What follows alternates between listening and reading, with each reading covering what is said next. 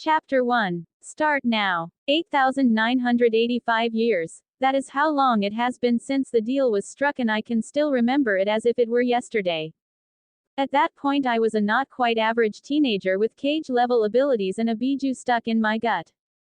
I had been a shinobi for 3 years and done everything I had dreamed of, from rescuing princesses and saving entire countries, things that generally only happened in dreams. At 16, I was among the strongest shinobi in my village of Konohagakure, more out of need than what the elders wanted. Things were dark, for the world at large was at war. The 5 great villages Konoha, Kumo, Kiri, Suna and Iwa, along with the samurai, run Tetsu no Kuni against a mercenary group by the name of Akatsuki, led by Uchiha Obito.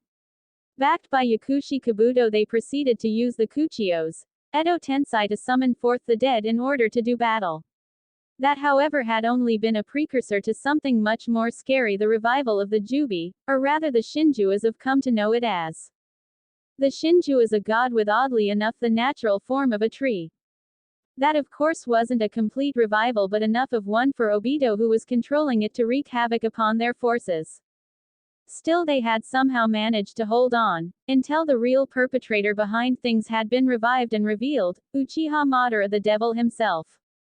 At the time, I had thought, with my mastery of Senjutsu and Kurama's chakra, that I was among the strongest in the world, even without voicing such thoughts.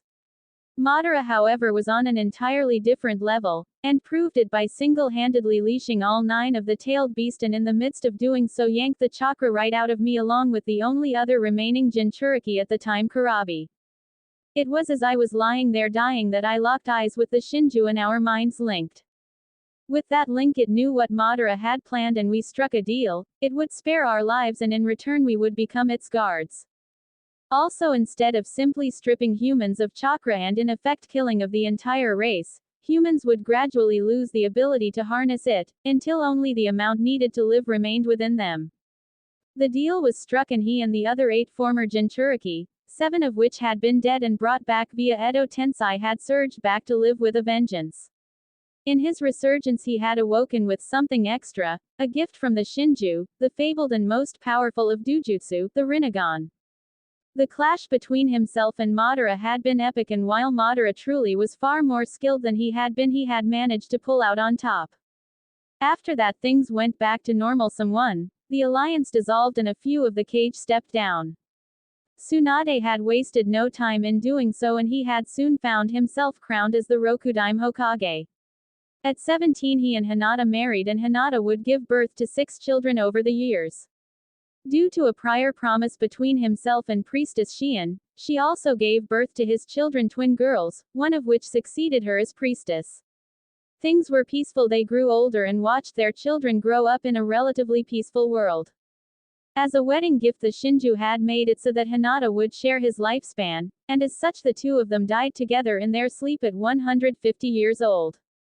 That, however, is when things really started. He had awoken within a separate realm in which the Shinju resided, kept hidden by Fuinjutsu alongside Hinata, as well as his fellow Jinchuriki and their significant others. Here the Shinju revealed the true nature of the deal that had been struck. It had changed us so that we were no longer human, and had merged us with our bijou. Our spouses had even been given a form to match our own, and Hinata looks quite cute as a kitsune with her 8 tails, but I digress. The Shinju changed us, however. It allowed us to travel freely between both the living world and the afterlife. While many of the others left to travel the world, Hinata and I were content in the afterlife with our friends and watching over our children until the time they joined us, watching as our family grew larger as time passed. Eventually, of course, I got bored, and curiosity leading me, I ventured out into the living world. Over time, I would meet many interesting people, many women, and have several more children. Thankfully, Hinata was open to sharing. In time, I had lived several lives. Most notably, I was a samurai, an assassin, a pirate. I've even been a wandering medic. Whatever the case, the world has changed and evolved, and people have long since forgotten the era of shinobi, and for the most part lost the ability to produce or use chakra. In the year 1838, I met a woman by the name of Mary. At the time, I'd been posing as an orphan, a 5-year-old whose parents had died. Mary had been kind, and I felt a connection to her. She invited me into her home, and she and her husband Giuseppe Salvatore adopted me. From that point I was Naruto savageThor, their son Damon and I got along pretty much instantly, and 3 years later I was presented with another brother Stefan. I honestly don't see how that happened, as Mary was kind, compassionate, caring, nurturing, though unfortunately very vulnerable and physically fragile, and Giuseppe was her complete opposite and in all actuality an asshole of epic proportions. When I was in his 20s, I left to travel, when in truth I was going to catch up with Hinata and the rest of my family, along with several of the women I'd met and become enamored with around that time. When I returned, it was to learn that my brothers had been killed and Giuseppe himself had been the one to do the deed. When told the news, I needed no explanation and didn't listen for one. I had come to care deeply for my brothers and I struck quickly. Alone in his office, I had not bothered holding back, and before he could react I had cut a gash directly across his neck with wind chakra, leaving him there to choke and die. It was as I was leaving that I was contacted by someone very close to me, a witch by the name of Emily. She informed me that Damon and Stefan had been turned into vampires and that at that point were in transition. I had also learned other news from her, and knowing my brothers were safe, speedily went to check on other matters, only to return empty-handed. When I returned and met up with them, I gave them a breakdown of my true origins, and since then have not seen the two of them together in the same place except on rare occasions. I myself went back to the afterlife to spend time with Hinata, as I knew I would be contacted if I was needed. In 1987 I returned to pay my respects at Mary's grave, though then he had been going under the alias of Minato Namikaze as a nod to his father. I spent a few years there and left again not long after. Now here it is 2009 and I'm back in this small town that keeps calling to me by the name of Mystic Falls, Virginia. From the Journal of Namikaze Naruto. I shouldn't have come home. I know the risk, but I have no choice. I have to know her, thought a young pale-skinned youth before leaping off the roof of a large house and landing easily on his feet in a crouch. Elsewhere, a young woman was writing in her diary a ritual she had for as long as she could remember as a prelude to the beginning of her day. Her name is Elena Gilbert. She is 17 and quite beautiful, with an oval face, light olive complexion, almond-shaped brown eyes, and smooth, long, straight dark brown hair. She stood at 5'7" and she has a slim, slightly athletic physique. For her today would be different, because it had to. She'd smile and be believable. Her smile would say I'm okay and thank you. She would no longer be the sad little girl who lost her parents. Today she would start fresh and be someone new. With those thoughts in mind, she left the sanctity of her bedroom and headed downstairs and into the kitchen, where she found her aunt staring into the refrigerator. Her aunt at age 29 is a beautiful woman with a pale complexion, hazel eyes and medium-length blonde hair. She stood at a height of 5'6", and she has a slim, slightly athletic physique. Toast. I can make toast. It's all about the coffee, Aunt Jenna. Is there coffee? Came a new voice. This was a young man around 15 years old with dark short-cut but spiky brown hair and eyes. Though tall for his age, nearly 6 feet in height, he had a lean build. His name is Jeremy Gilbert, Alina's younger brother. First day of school and I am entirely unprepared, said Jenna, closing the refrigerator. Lunch money? Questioned the woman, turning to face her niece and nephew. Not long later found Elena riding along in the passenger seat of her friend's car, a blue 2007 Prius.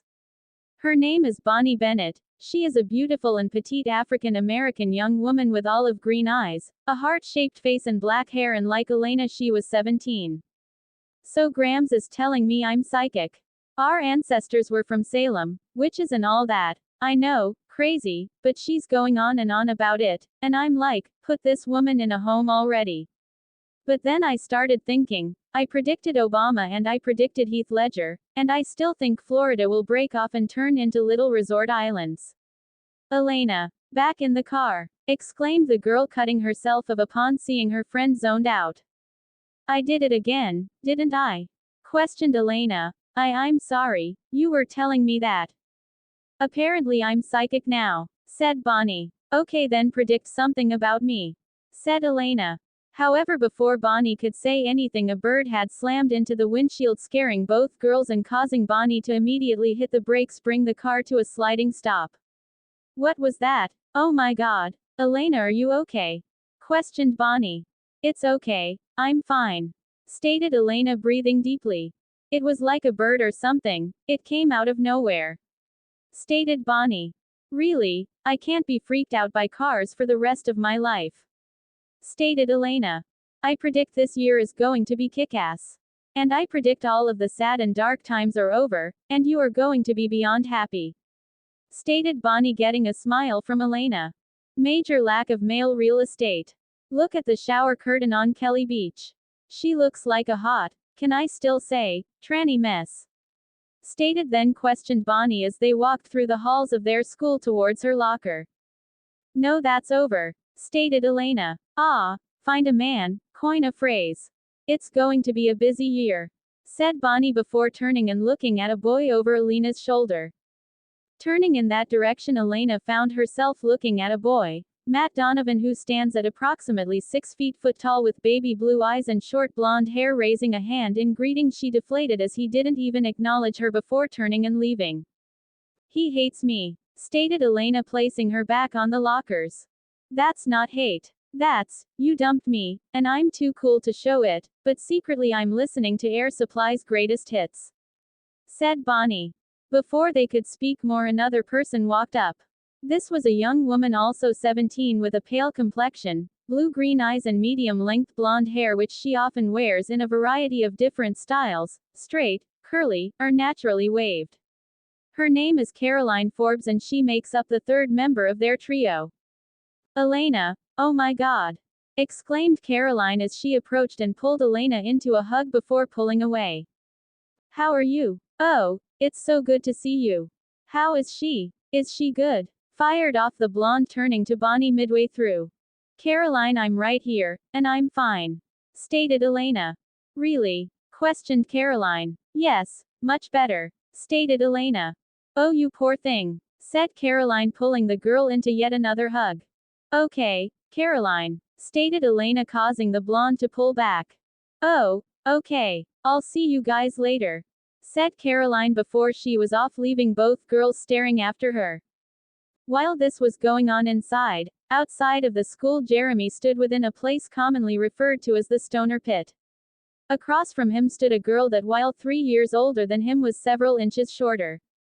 She had long, somewhat curly brown hair and brown eyes. Her name is Vicky Donovan, Matt's older sister.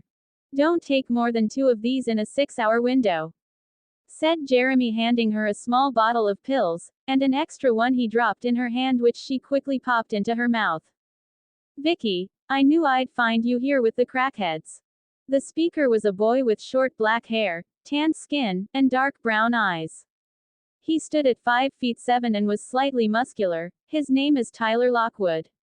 Tyler, be nice, that's Elena's little brother, said Vicky. I know who he is. I'd still kick his ass, stated Tyler, pulling her into a kiss. Back inside the school, Elena and Bonnie were making their way through the halls once more when suddenly Bonnie stopped them both just outside of one of the school's offices. Hold up. Who are they? Questioned Bonnie. All I see are backs, said Elena.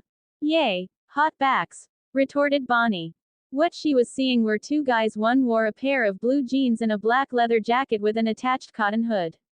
The other wore a pair of black jeans and a dark orange hooded sweatshirt. Meanwhile, within the office, the 2 girls were looking in on. An office worker looked at the 2 in front of her. In front of her sat a pair of files which had been presented to her from the 2. Your records are incomplete. You're missing immunization records, and we do insist on transcripts, stated the woman. Please look again. I'm sure everything you need is there, said one of the teens, staring into the secretary's eyes. Well, you're right, so it is, stated the secretary after a few moments, causing both teens to smirk. Back outside the office, the 2 girls were still eyeing the 2 guys within. I'm sensing Seattle from that one, and he plays the guitar. From that one, I'm sensing LA and a vocalist, said Bonnie. You're really going to run this psychic thing into the ground, huh? Questioned Elena. Pretty much, answered Bonnie. Yo, good batch, man, came a voice, catching her attention. Looking over just in time, Elena was able to make out her brother as he headed into a restroom. I'll be right back, said Elena before marching off. Please be hot, said Bonnie to herself, still looking into the office. Elena herself wasted no time and without even the slightest hesitation marched into the restroom intent on getting some answers. Her appearance came much to the surprise of those inside, who she ignored as if she was wearing blinders and could only see the sight of her brother in her vision, who was in the process of using eye drops. Marching over to him without a word, she grabbed hold of his face and stared dead into his eyes for several long moments before releasing him. "Great first day of school and you're stoned," said Elena. "No, I'm not," stated Jeremy. "Where is it? Is it on you?" questioned Elena, moving to check his pockets. "Stop. All right. You need to chill yourself, all right," said Jeremy. "Chill myself? What is that? Stoner talk? Dude, you are like so cool," said Elena, sarcasm dripping from her words before trying to back to her, checking only for his hands to grab her arms. "Stop, okay? I don't have anything on me. Are you crazy? You haven't seen Crazy Jeremy. I gave you a summer pass, but I am through watching you destroy yourself. No, you know what? Go ahead, keep it up. Just know that I'm going to be there to ruin your buzz every time, you got it? Jeremy, I know who you are, and this isn't it. So don't be this person," said Elena. "Look, I don't have time for, or need this," said Jeremy before moving from his position and leaving the room. Back outside, the two teens in the office had finally gotten everything they needed done and left the room, finally giving Bonnie the view she had been waiting for. One of them was a teen with a pale complexion, broad forehead, angular jawline, deep-set, forest green eyes, a straight nose and a well-formed mouth. He has straight, short, dark blonde hair which is currently spiked. He also has straight teeth with a heartwarming smile and is of slightly above average height, about 5 feet 11 inches, and he has a lean, flat-muscled and athletic physique.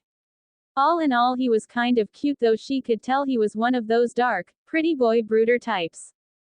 Beside him stood another teen, this one standing at 6 feet even. Like the one before him, he had blonde hair, only it was a much brighter, almost golden in color, that was spiky and clearly untamed.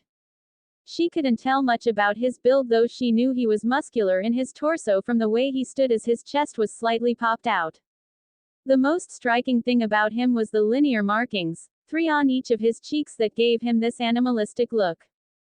Aside from that, he had quite possibly the bluest eyes she had ever seen, like looking into a clear sky. As they moved down the hall, several eyes, including Caroline's, followed them, while Bonnie followed after them, physically almost as if she was entranced. As they moved across the threshold to the restroom, Elena chose that moment to come out, walking right into one of them. For several moments their eyes met, leaving Elena nearly breathless. "Are you, isn't this the men's restroom?" questioned the teen. "Yes, I was just, it's a long story," stated Elena, not able to tear herself away from looking into his eyes. As one, both stepped to the side to give each other space, only to step in the same direction. Again they moved, only to block each other again. Finally giving her a smile, he turned, allowing her a clear path to move forward. Thanking him, Elena took the given path, though she couldn't stop smiling for the life of her. As he turned to watch her go, Elena looked back, locking eyes with him once more before turning a corner and breaking the stare. "You did that on purpose, didn't you, Stefan?" stated the other teen, walking up to him. "I don't know what you're talking about, brother," said the other. "Okay, so now that you've met her, you can stop stalking her," said the other blonde. "I wasn't stalking her." "Well, whatever you were doing and are planning, don't forget you owe me a 10-second car for dragging me here. And I have to get your dumb ass on proper diet. How you've lasted this long living as you do is pure dumb luck," stated the whisker-marked blonde, causing the other to grimace. Not long later found Elena sitting within her first class of the day, history. Her teacher was rather young, by the name of William Tanner. However, despite his youth and his looks, nobody really liked him due to his attitude. At the moment he was currently in the middle of today's evil monologue lecture. Once our home state of Virginia joined Confederacy in 1861, it created a tremendous amount of tension within the state. People in Virginia's Northwest region had different ideals than those from the traditional Deep South. Then Virginia divided in 1863, with the Northwest region joining the Union. Turning away from the teacher, Elena chanced to look slightly behind her to see the boy she had run into earlier sitting one seat behind her and to the right 2 rows over, allowing for her to see him over the corner of her shoulder. Once again the two of them locked eyes, only for Elena to smile and quickly look away. This byplay did not go unnoticed by Matt, whose reaction did not go unnoticed by Bonnie, who reacted by texting Elena. Naruto, who was sitting directly behind Elena, just found the entire situation slightly amusing. Several hours later found Naruto standing outside the door of a modest-size home painted a dark brown color. He waited only a few minutes after ringing the doorbell before the door was opened. The house owner was a woman in her late 60s with dark cocoa brown skin, almond brown eyes and long curly brown hair. The woman is Sheila Bennett, grandmother to Bonnie. "Hello Sheila, it's been quite some time," said the blonde with the woman moving aside. Without a word spoken he stepped inside, closing the door behind him.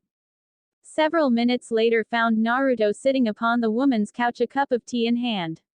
For several minutes they had engaged in small talk while Sheila fixed the tea before the mood changed. "I saw Bonnie today. I couldn't believe she's that same baby I used to hold in my lap," said Naruto wistfully. "It has been almost 12 years since you last saw her," stated Sheila. "That long, huh? It seems like only yesterday when I headed back to the spirit realm." "How is her training coming along?" stated, then questioned Naruto. "I haven't started it yet, though I'm set to begin it soon," stated Sheila. "That's surprising, with as much power that's packed into that body of hers," said the blonde with a raised eyebrow. "Her father was being difficult," stated Sheila. "Surely Abby has spoken up," stated the blonde. "Abby got involved in vampire business. Dropped Bonnie off and I haven't seen her or heard from her since. That was 10 years ago," stated Sheila. Her words had immediate effect as blue eyes immediately flashed a baleful red and the teacup shattered in his hand due to the spike in his power. The sound was enough to calm him immediately, and thankfully he'd already finished the beverage, though he went about collected the shards. What the hell was that dumb girl thinking? Family is most important. If I have taught all of you anything, it was that, stated Naruto hotly. Well, either something spooked her, or she didn't get the message, said Sheila. Naruto said nothing in response to that. Instead he merely took out a pen from his pocket and rolled up his left sleeve. Biting his right thumb enough to draw blood, he ran it across a small kanji tattoo on the underside of his wrist. In a plume of smoke there was a small scroll in hand. Rolling open the scroll he quickly went about writing on it, with Sheila simply watching on as he finished his message and rolled the scroll back up. Running through a quick chain of what Sheila recognized as hand seals, he placed his hands to the ground and another plume of smoke came. When it cleared, Sheila had to fight her urge to coo in adoration as the smoke cleared to reveal a twin-tailed fox about the size of a puppy with golden fur, which quickly scrambled up the blonde's leg and into his lap. "Daddy!" came a high-pitched squeal from what she knew to be a female kitsune. "Hello sweetheart, have you been a good girl for mommy Yuzu-chan?" questioned Naruto, getting fast nodding from the young kit. Sheila smiled at the sight, finding nothing strange about it. She had long since been told of his origins. When she was a child she had gotten to know many of the kitsune, as Naruto would always summon some for her to play with. Because of this, to this day she had a soft spot reserved just for them. "Do me a favor and give this to mommy for me, okay? I'll call you back for dinner tonight," said Naruto. As she heard this, Sheila felt her breath freeze in her lungs. She had met Hinata several times and she was a very kind and compassionate woman, one that didn't even mind that her mate had other lovers. However, if there was one thing she learned, was that she was equally scary, and anyone who managed to get on her bad side was just out of luck. She really felt bad for Abby now, as she knew there was no excuse that was going to save her from Hinata's wrath, as that woman would no doubt find her. Elsewhere, Elena could be found within the cemetery, sitting in front of a gravestone. The gravestone she was in front of read Grayson Gilbert and Miranda Summers Gilbert, her parents. Pen in hand, she was writing in a leather-bound journal that her mother had given her as a gift. "Dear diary, I made it through the day. I must have said, 'I'm fine, thanks,' at least 37 times. And I didn't mean it once. But no one noticed. When someone asks, 'How are you?' They really don't want an answer. She paused in her writing as she noticed a bird, or rather a crow, had perched itself upon her parents' gravestone and was staring at her, which seriously creeped her out. "Oh, hi, bird. That's not creepy or anything," spoke the girl. At the same time, she also noticed a fog beginning to roll in out of nowhere. Now seriously creeped out and knowing from horror movies what can happen to people when covered by fog, she stood up, shooing the bird away.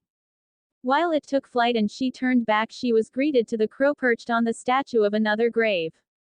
Without looking away from the bird, she quickly reached down and grabbed her bag before getting the hell out of Dodge. As she made her way out, she paused, looking over her shoulder in time to make out a silhouette of a person standing behind a tomb. Turning quickly, she fled the scene in a run. Problem is, the direction she headed took her downhill, and it wasn't look before she tumbled and fell. Hurriedly picking herself up, she made to run again when she came face to face with Stefan, freezing her in her tracks. "You okay?" questioned the pale-skinned teen. "Were you following me?" questioned Elena after releasing a breath. "No, actually. I just saw you fall," stated Stefan. And you just happened to be hanging out in a cemetery," said Elena. "Visiting. I have family here," stated the young man. "Oh, wow. Tactless. I'm sorry. It's the fog, it's making me foggy. And then back there was this bird, and it was all very Hitchcock for a second." "That is the Bird movie, right, the Hitchcock?" "I'm Elena." "I'm Stefan." "I know. We have history together," stated Elena. "And English and French," stated Stefan. "Right," said Elena just before Stefan moved, raising his arm and pulling a leaf from her hair. Looking down to hide a blush, she was greeted to the sight of his ring.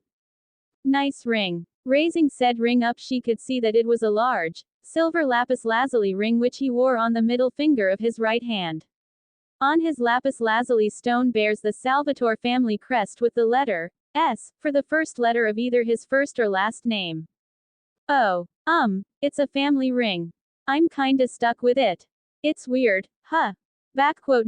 No, it's just there are rings, and then there's that," stated Elena. "Did you hurt yourself?" questioned Stefan after a few moments of silence. "Oh, I don't know." That said, she moved so that she could put her leg up on a rock. Rolling up her pants leg soon revealed a gash in her leg with a large trail of blood leading from it. She was too busy inspecting it to notice that he had turned away, and as such she couldn't see how his face suddenly shifted once he saw it, his eyes darkening and veins appearing in his face. "You should go, take care of that," stated Stefan, his voice a touch deeper.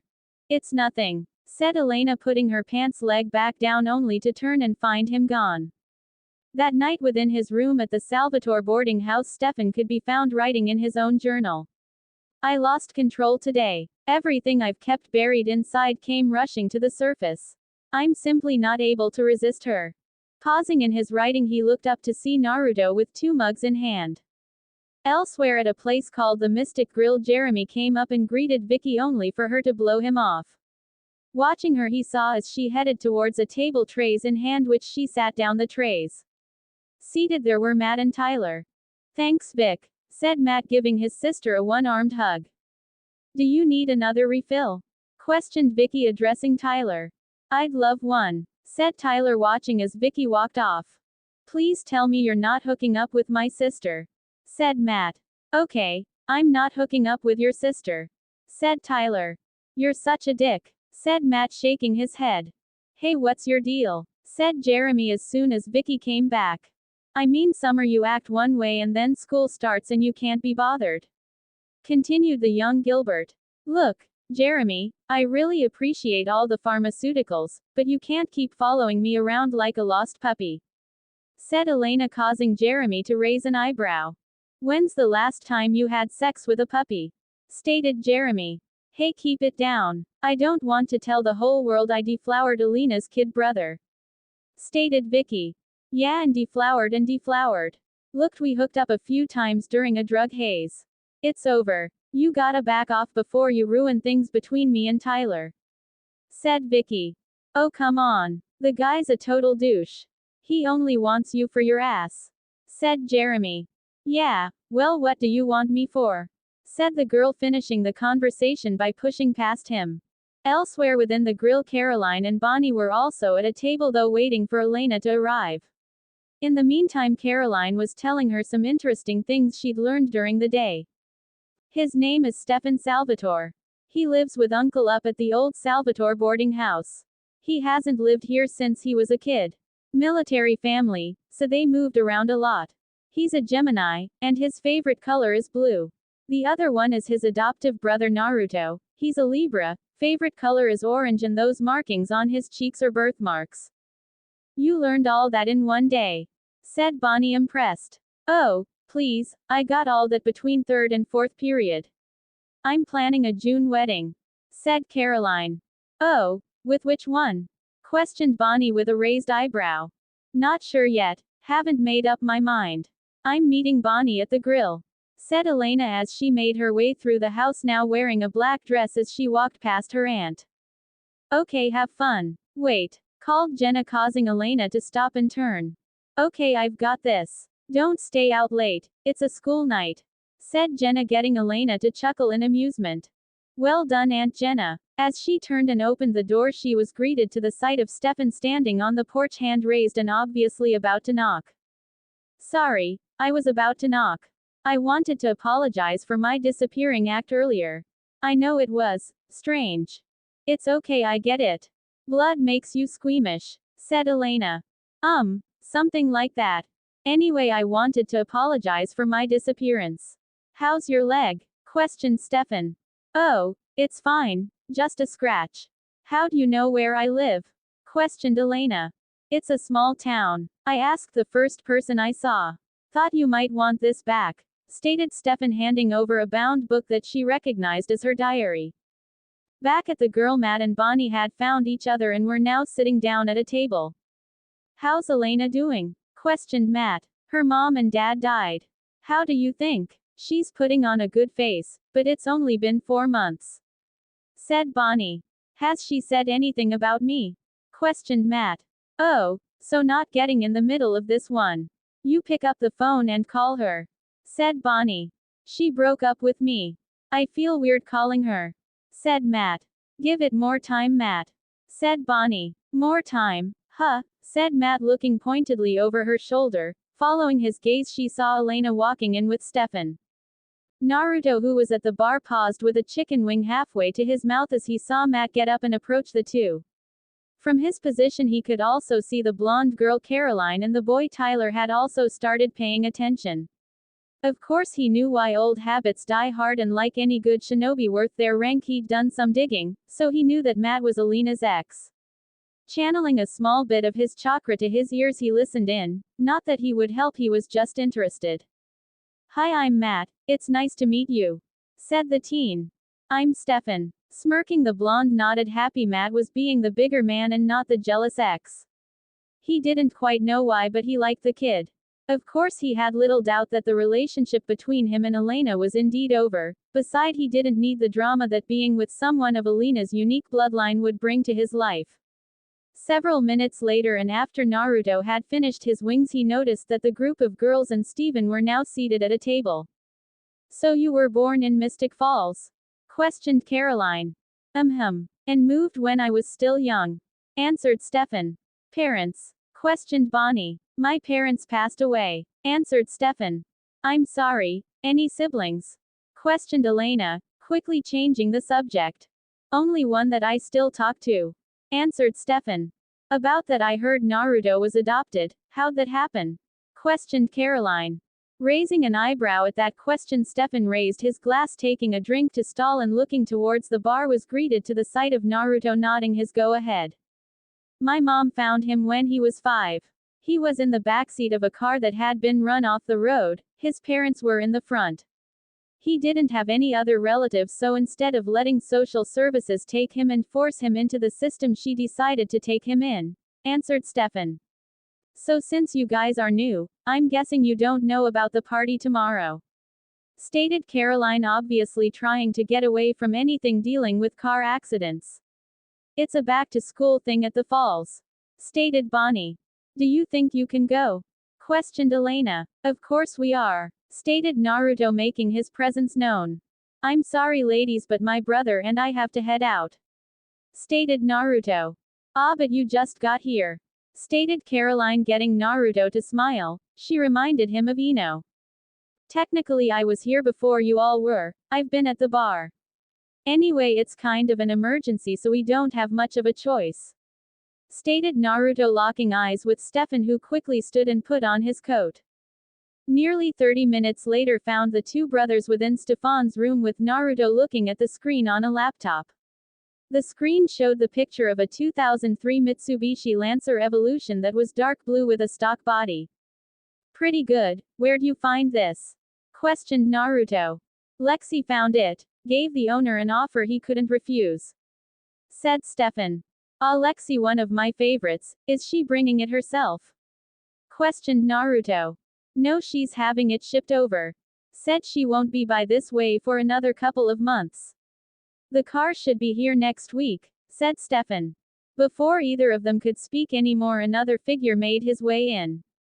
His name was Zach, their distant nephew. The story of rich men getting with their maids had started with Giuseppe, who had started a relationship with one of his after his wife died.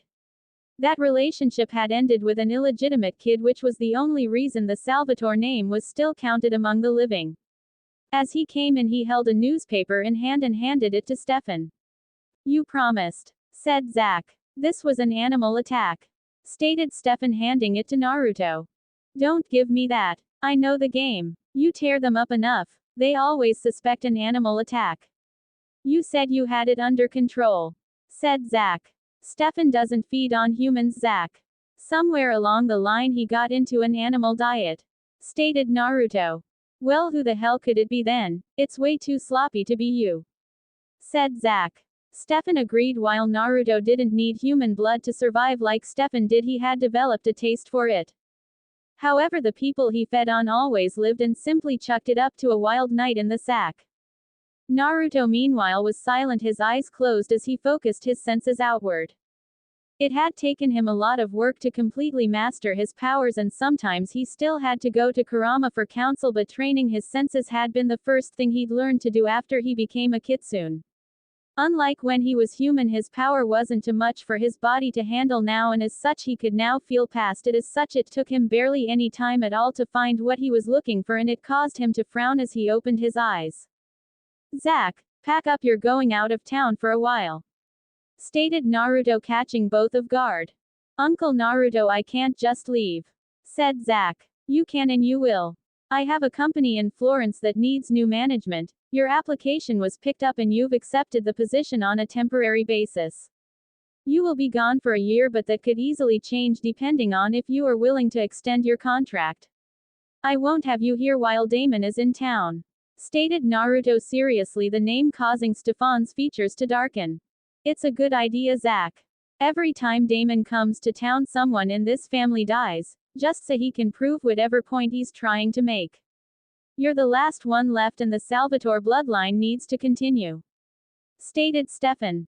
I suppose there was no point of learning all those Italian languages if I was never going to put them to use, stated Zach in resignation. There'll be a charter plane waiting for you at the airport in the morning.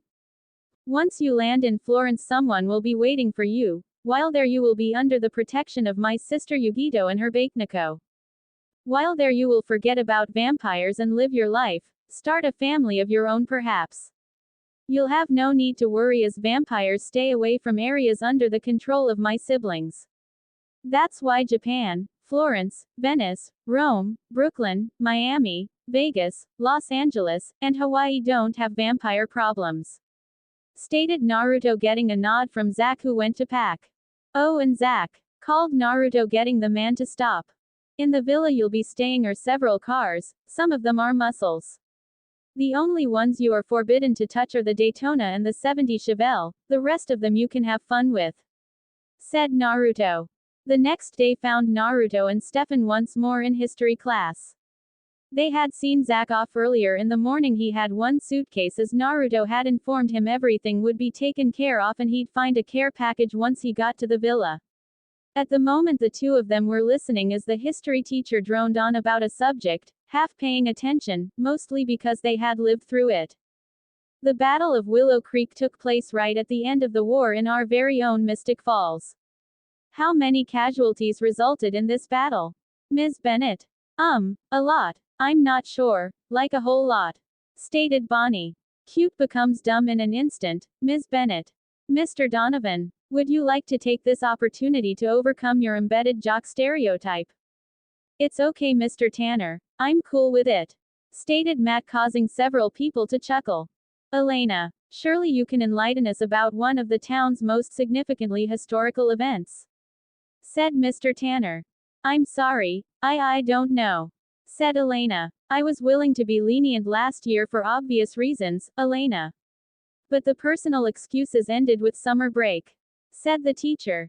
There were 346 casualties. Unless you're also counting local civilians. Said Stefan, surprising the man. That's correct, Mr. Salvatore. Salvatore. Any relation to the original settlers here at Mystic Falls? Questioned the teacher. Distant. Said Stefan. Well, very good. Except of course there were no civilian casualties in this battle. Stated Mr. Tanner. Actually, sir, there were 27 Confederate soldiers. They fired on the church, believing it to be housing weapons. They were wrong. It was a night of great loss. The Founders' archives should still be stored in Civil Hall if you think we're mistaken, Mr. Tanner. Said Naruto, surprising everyone. And you are? Questioned Mr. Tanner. Naruto Salvatore. Naruto, that's a Japanese name if I'm not mistaken, fishcake I believe. Said Mr. Tanner, getting a smirk from the blonde. True enough. However, Naruto has two meanings depending on the way it's written. My name translates to maelstrom. Said Naruto, correcting the man. That night the back-to-school party was in full swing as Naruto and Stefan made their appearance.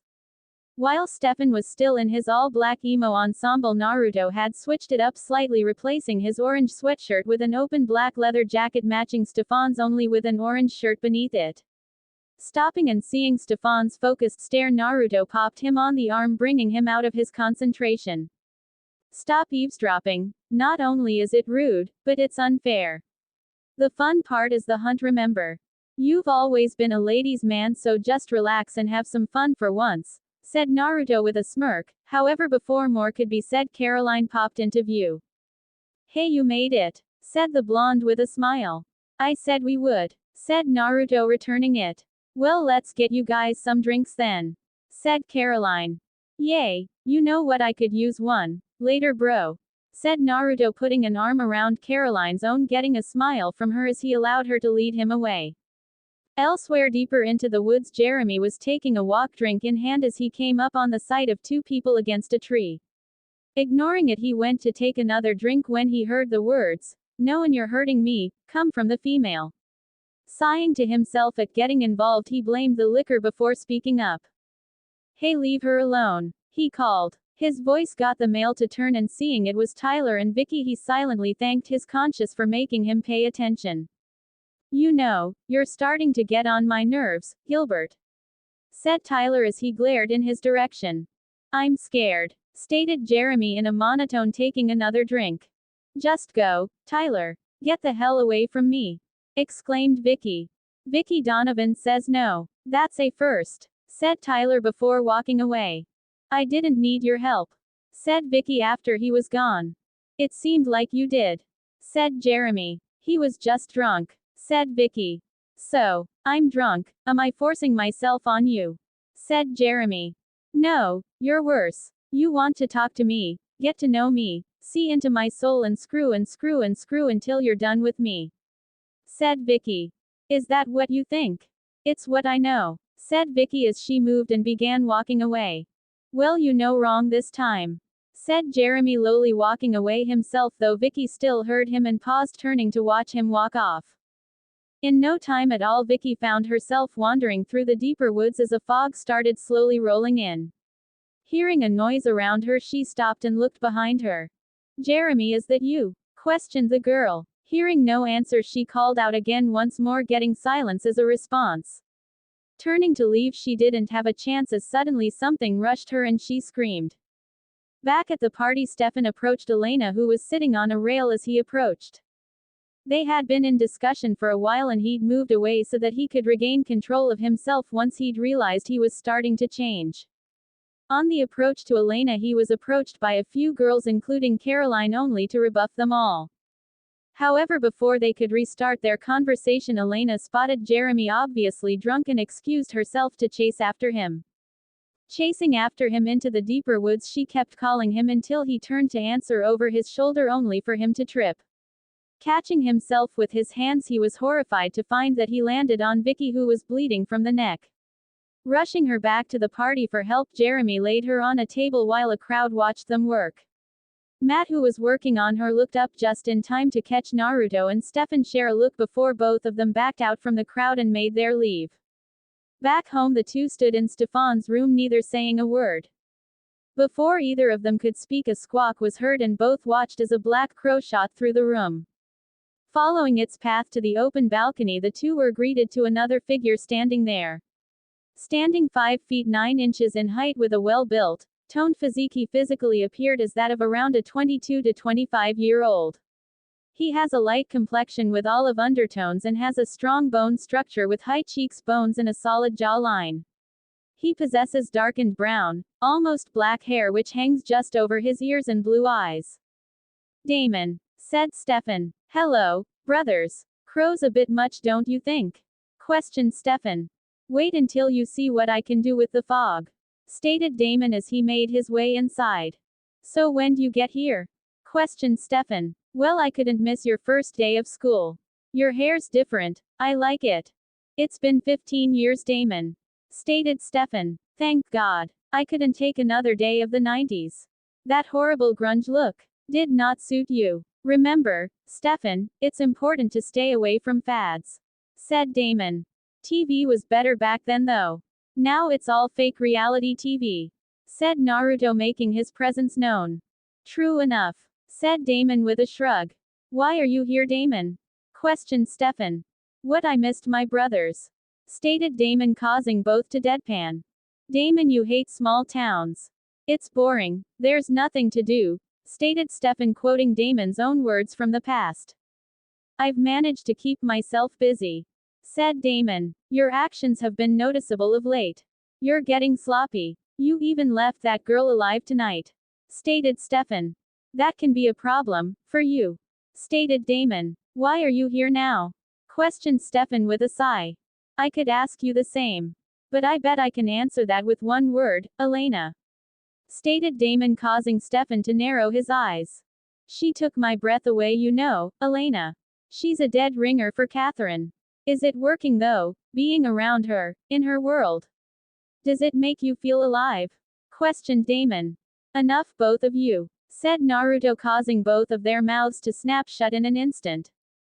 Damon, I honestly don't care why you're here. This is as much your home as it is ours. That said, no more stunts like the last two. We don't need too many bodies dropping left and right, as I have no doubt that people are already suspicious, stated Naruto. Back at the falls, the part had wrapped up due to Vicky's condition and the police and ambulance had been called. While Vicky had been taken along with Matt in the ambulance, Jeremy and Elena were still there along with a few other stragglers.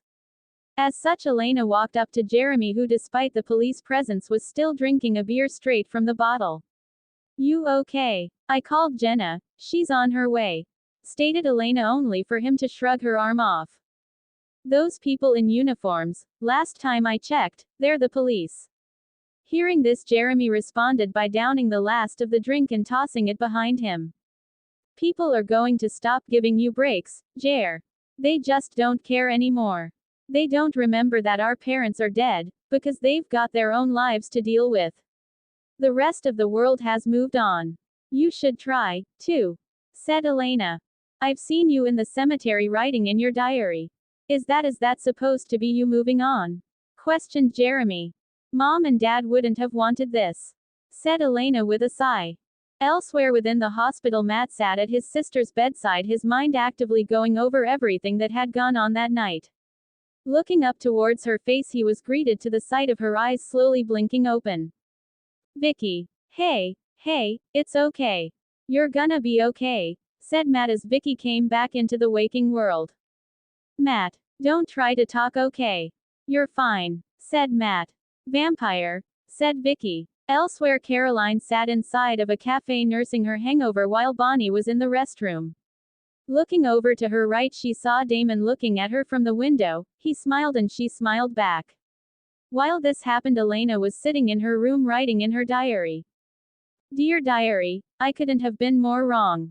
I thought that I could smile, nod my way through it, pretend like it would all be okay. I had a plan. I wanted to change who I was, create a life without the past, without the pain. But it's not that easy. The bad things stay with you, they follow you. You can't escape them as much as you want to. All you can do is be ready for the good. So when it comes, you invite it in, because you need it. Looking outside of her own window, she saw Stefan walking towards her door. Closing her diary, she made her way downstairs, and while earlier he hadn't come inside, this time when she invited him in he did. Chapter 2. Start now. It was a dark night, the light of the moon mostly blocked by the shade of the trees within the deep forest. Within the forest was a small white tent currently occupied by two people, a man and a woman, as evident by the silhouettes revealed thanks to the light from the lamp inside. Slowly, unknown to the two souls within, too busy focusing on each other, fog slowly began to creep its way into the clearing that they occupied. Suddenly within the tent, the young female pushed the young male off of her, breaking the kiss they'd been having. Hey, did you hear that? Questioned the girl. Hear what? Questioned the young man, moving down to plant kisses along her neck. I heard thunder, said the girl, causing the male to pause. There's no thunder, said the man after a moment. Are you sure? Because if it rains, then we won't be able to see the comet. It's not gonna rain, assured the young male. Listen, I got you a little something. It's back in the car. Don't you move, said the young man after a few moments. Curiosity piqued, the girl nodded her assent before he leaned down, pressing a deep kiss on her, which they held for several long moments before he pulled away and got to his feet. Stay dry, said the girl from her position on her back. It's not going to rain, said the man before leaving the confines of the tent. For several moments it was silent as the young lady was left alone to her thoughts. However, soon a slow pitter-patter caught her attention, one that she had grown to recognize over her period of life as the first few drizzles of rain before a downpour. I knew it, said the girl to herself before retrieving a flashlight and making her way out of the tent. I told you it was going to rain, said the girl as she made her way out. As she got outside and took her first couple of steps, however, she stopped, finding no water coming down upon her head. Despite this, a slow dripping sound could still be heard. Turning slowly to face it and following the stream of liquid currently falling, she traced it to the sight of the young man hanging suspended within a tree with blood dripping down from a large gash in his head. Screaming in horror, she broke out into a run back to their car, dropping the flashlight once she reached it. Pulling upon the door handle, her heart pounding in her chest, she cursed as it refused to budge. However, the sound of the alarm being disarmed caused her to pause. Slowly she turned around only to find nothing behind her. However, before she could do anything else, a dark shape descended on her, forcing her to the ground with a scream. The early morning found Elena Gilbert within her room beside her windowsill with her diary in hand. A small smile was on her face as she went about jotting down her thoughts for the day ahead of her. Upon finishing her last entry, she smiled and closed the book. Setting it down and aside, she gathered the last of her things into her back and, once secured over her shoulder, made her way out the door, to be stopped almost immediately by her aunt. Do I look adult? As in respectfully parental? Questioned Jenna. At that, Elena took a moment to look her over. She wore a black blouse and a matching skirt that went down to just past her knees, and her dark brown hair worn down though curled at the ends. Depends on where you going, said Elena, following as Jenna made her way to the bathroom to look into the mirror. Jeremy's parent-teacher conference, answered the woman before pulling her hair up to the back of her head and holding it. Hair up or down? Questioned Jenna. Sexy stewardess, said Elena, causing Jenna to drop it.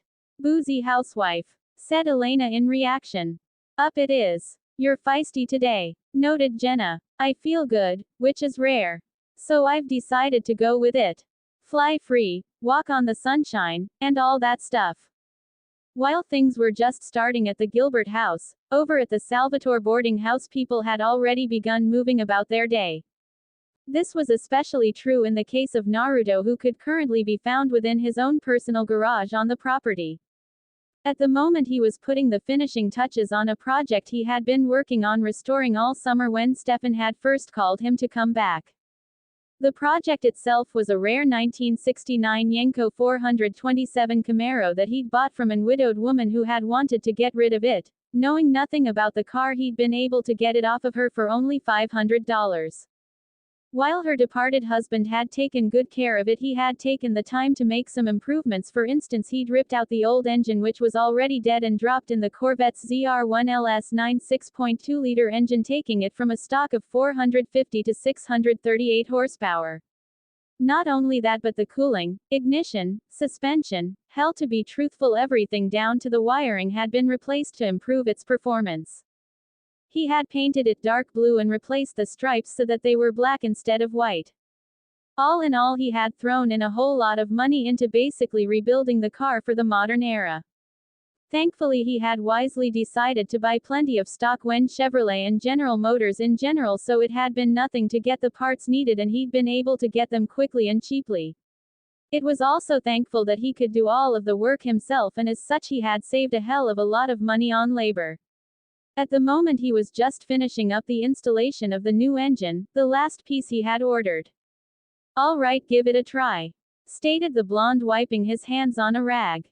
For a moment nothing happened before the car suddenly roared to life with such force that it actually shook with the startup. Smiling to himself at a job well done, he closed the hood, revealing the gleeful look on the face of another Naruto who was sitting behind the wheel before the car was turned off and the other Naruto vanished in a plume of smoke. "Come out, Damon," stated the blonde as he grabbed a rag and set about wiping the grease from his hands. "Nice ride," said Damon, moving into the garage, not surprised by the fact he was called out. 145 years and your stealth skills haven't improved in the slightest," said Naruto, shaking his head and tossing the rag off to the side. "You know, for someone who has spent nearly the last century and a half in the spirit realm, you sure do know a lot about cars," stated Damon, causing Naruto to smirk. "Truthfully, just because I leave doesn't mean my presence isn't here. Even now I have several clones running around living their lives with no idea that they are clones. They look nothing like me, and all of them act differently and think independently of each other. I've only come back myself sporadically if something happened to have caught my attention. For instance." Naruto trailed off here and instead pointed, following the direction with his eyes. Damon was greeted to the sight of a small bird, a sparrow, that titled its head sideways before it burst into smoke, shocking the black-haired vampire. Naruto was silent and used Damon's shock in order for his mind to quickly process all that the clone had learned and transferred to him upon its dispersal. "So you've had clones watching me?" questioned Damon with a frown. "Not originally, but after that mess with Augustine I decided it couldn't hurt to keep tabs on you and Stefan just in case," stated the blonde. At these words Damon winced. That was a particular passage of his existence that he preferred not to think about at any point in his life. It had been when he was at his absolute lowest in a century. "So why'd you want to see me?" questioned Damon, quickly pushing himself past that particular chapter of his past. "I have a pretty good idea of why you're back. Like I said before, I really don't care too much what you do, however this is the one time I'll speak on the subject. You won't find what you're looking for, all you'll find is heartache," stated Naruto. "Any other time I'd believe you. This time, however, I think we'll just have to wait and see," stated Damon with a smirk. "Fine, it's your call. However, when the time comes and you want real answers, we'll talk." With that said, the blonde ended the discussion by sliding behind the wheel of the car he'd spent the last several months fixing up. Closing the door after he fully settled, he hit the ignition, causing the car to roar as it came to life before he pulled out of the garage. Several hours later, find Naruto and Stefan along with several other people sitting within their seats of the history class. Today's subject focused around a comet that was due to shoot by the Earth that hadn't been seen for at least 145 years. He could tell that this rather important information had shot right over Stefan's head as he was too busy with his attention focused on Elena. Naruto wanted to sigh at his youngest brother's antics as he knew he would be brooding over why Damon was back in town and he would already have figured it out if he bothered to pay attention to things so he could put two and two together. Instead he would play catch up and eventually would probably team up with Damon if only to get rid of him sooner. He however would do no such thing. Instead he would let Damon do as he pleased within reason, as while Damon wouldn't find what he was looking for he would do all the work, leaving him to sit back and reap the rewards without having actually lifted a finger. A few moments later found him smirking as Stefan and Elena were called out by Tanner, who'd caught them not paying his lesson any attention. He himself let his eyes wander briefly over to Bonnie. She really was something special. He hadn't felt anyone from her line with so much natural power in a very long time. The fact was Bonnie was a descendant of one of the oldest magical bloodlines to ever be born. It was also rather ironic that she would be such a close friend to Elena considering just who the two of them descended from. Still he knew that Sheila was not much longer for this world and he would have to arrange for some people to train her. Perhaps I can even get this mess Ketsia created cleaned and sorted out within a few years, mused the blonde. In truth that was one thing that irritated him that he was determined to see fixed sooner or later. Still that was a thought process best left for another time. Glancing back down to his notepad he found that he'd filled several more pages than he'd thought while lost in thought. Reading through them quickly he was pleased with what he found. However, it wasn't history notes he was looking at but rather part of a story that would be in his next book. In a move to honor Jiraiya more than anything, he'd taken up writing rather recently and his first 3 books had gone on to become #1 bestsellers. He was currently working on the 4th in a series and in just a few more chapters and he could get this thing over to his editor. The books themselves were actually more like memoirs as they were the story of his life. The first book focused on his childhood, time in the academy and his first real mission in Nami no Kuni. The second focused exclusively on the Chunin exam and its immediate aftermath. The third book was the mission in Yuki no Kuni, though the search for Tsunade was shown in a sort of flashback. The fourth book would focus on some of the other missions he had in Sasuke's defection. He actually found it a therapeutic exercise for him as he had never been able to tell anyone of the things he'd experienced or express his true feelings while growing up. That said, Hinata was always the first to read the chapters once they were finished, even before the editor. Nearly 30 minutes later found Naruto and Stefan sitting upon a table during the lunch rush at the school. Naruto had taken the time to take a walk around and had come across the sight of Jeremy threatening Tyler with death if he kept messing with Vicky's head. In truth he didn't really know what to make of the boy. On the one hand he wanted to applaud him because quite frankly he thought Tyler is a dick, on the other hand the brat is a Gilbert and to make it worse he was Grayson's son. Whatever the case he could tell that the kid genuinely cared for Vicky while Tyler only really seemed to care about himself. At the moment however that wasn't what he was focused on, instead it was a conversation a couple of tables over, this one also concerning Vicky. They're keeping her overnight to make sure there's no infection, but she should be able to come home tomorrow, said Matt. That's good news. Have you been able to get in touch with your mom? Said and questioned Elena. Called and left a message. She's in Virginia Beach with her boyfriend, so, we'll see how long it takes her to come rushing home, said Matt. Vicky's lucky that she's okay, said Elena. I know, and now there's talk of missing campers, said Matt. Did she say what kind of animal it was that attacked her? Questioned Elena. She said it was a vampire, said Matt. What? Questioned Elena in surprise. Yeah, she wakes up last night and mutters, vampire, and then passes out, said Matt. Naruto ignored the rest of the conversation and instead shared a look with Stefan before sighing and standing from his seat, leaving without a word. As he walked, Naruto paid particular attention to what everyone was doing, as it wouldn't do for someone to witness him in action. Finally he found himself entering a deserted hallway and seeing no one paying him any mind he vanished in a flicker. He appeared soundlessly within an empty room within the closed section of the hospital.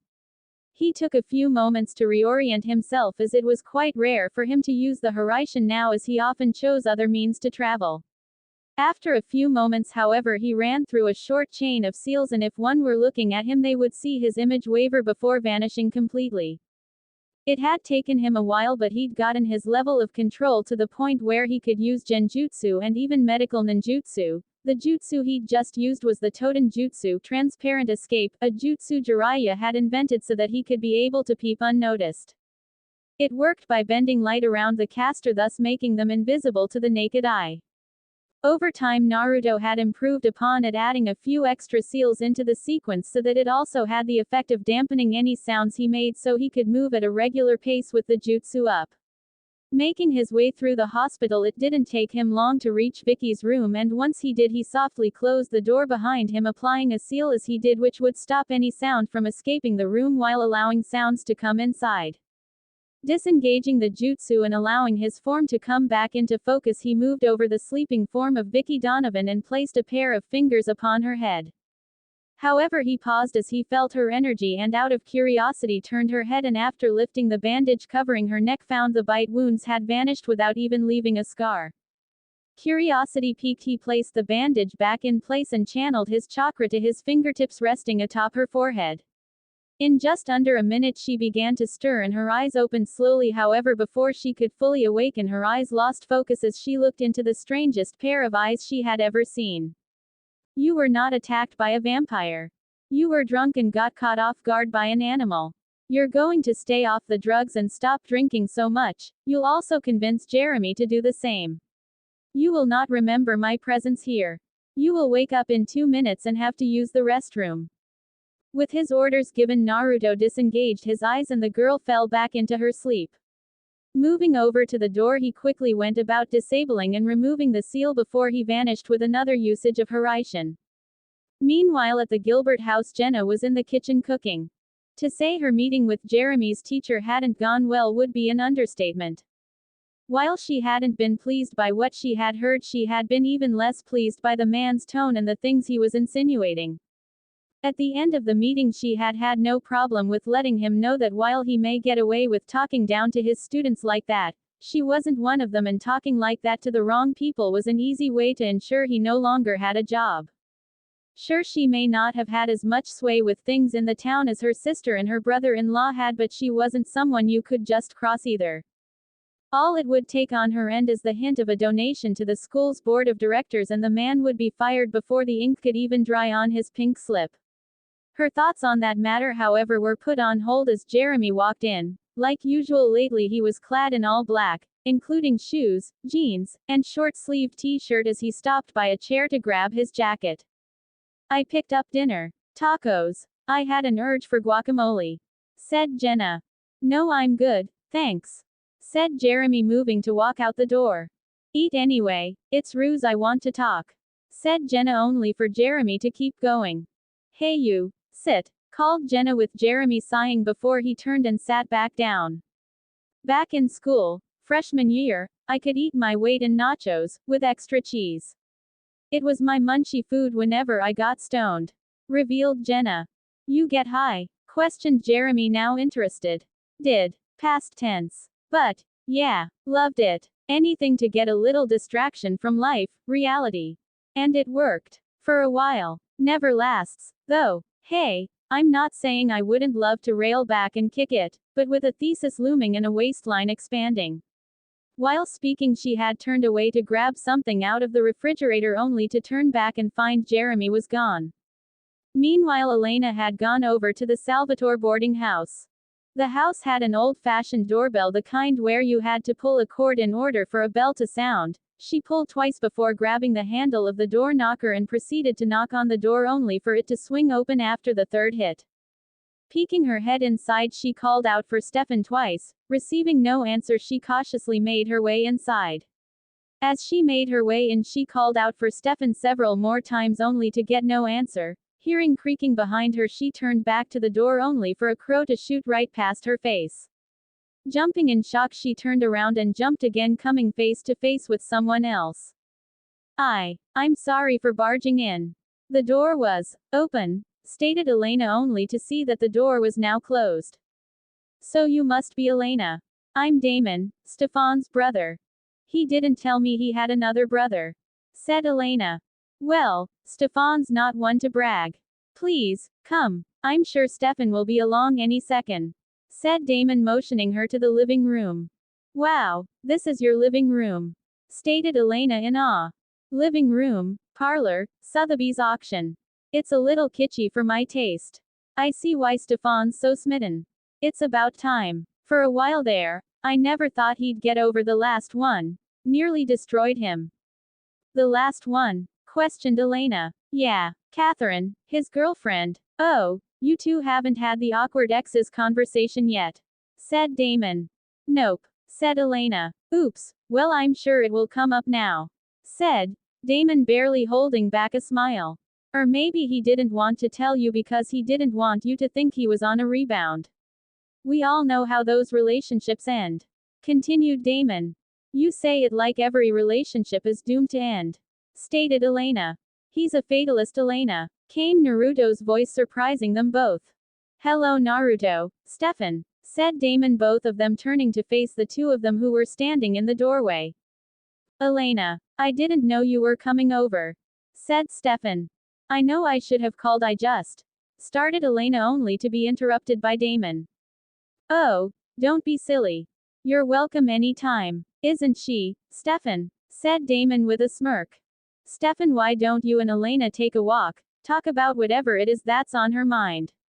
Damon and I will wait here, said Naruto. Thanks, said Stefan before motioning Elena to follow him.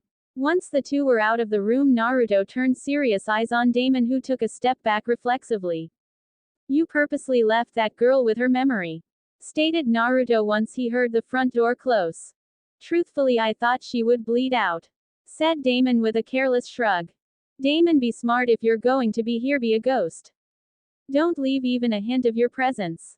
And don't think I don't know what you're trying to do to Elena. You asked for this life. Stefan didn't. It was your choices that led you here, remember that, said Naruto before leaving the room. Elsewhere on the property, Stefan and Elena were walking at a slow pace. So far neither of them had said a word. Elena could tell that Stefan was upset and so had chosen to remain silent so that he could calm down. Sorry about that back there, it wasn't about you, stated Stefan, finally breaking the silence. So how come you never told me you had another brother? Questioned Elena. We're not close, it's complicated, said Stefan. It always is. So he told me about your ex, Catherine, stated Elena, causing Stefan to snort. Of course he did. What did he say? That she broke your heart, said Elena, getting Stefan to stop in his walk, an action she mimicked. That's just it, she didn't, stated Stefan, bringing Elena up short. If anything, she broke Damon's, and in the process she destroyed our relationship, stated Stefan. Wait, she dated both of you? Questioned Elena in shock. She used both of us. When things didn't work out as Damon expected, he put the blame on me. Things haven't been the same with us ever since. Elena was surprised to hear this. She could tell that it was just a simple explanation that Stefan had given her, but she couldn't sense any type of falsehood from his words. So what brought you over? Questioned Stefan. Honestly, I was hoping to find out where we were going with this, stated Elena. Good question, I was actually just going to play it how it comes. I'm guessing you were thinking about calling it quits once Catherine was brought up, stated Stefan, causing her to duck her head in slight embarrassment. From there the two of them continued their walk, talking through the night and watching the comet as it shot overhead. Silhouetted by the light of the moon, the two would share their first kiss and another when Stefan walked her to her door that night. The next morning Naruto was up bright and early. A lifetime as a shinobi had ensured that he had become an early riser. Even now, thousands of years after the age of chakra had passed and been forgotten, those habits were still ingrained within him. At the moment his form was a blur as he went about his morning training, as he moved about within what seemed to be a dome of leaves. Because he had spent the last 100+ years in the spirit realm, his physical body wasn't entirely at full strength.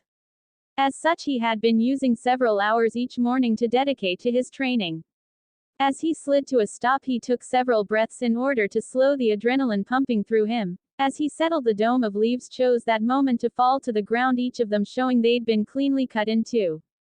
In his right hand he held a katana which measured just over 40 inches in length, with 27 of those inches taken up by the blade, which was chakra-enhanced steel. The sheath was made of hard wood and was colored what they called sage blue to match the wrapping around the handle. The guard was designed so that if you looked at it a certain way it looked like the number 8, and there was also a unique shielding on the handle to cover the outside handle, which was decorated with the Uzumaki clan spiral emblem until it capped off, forming the head of a roaring kitsune. It, along with the guard and the cap at the end of the sheath, was made of pure gold.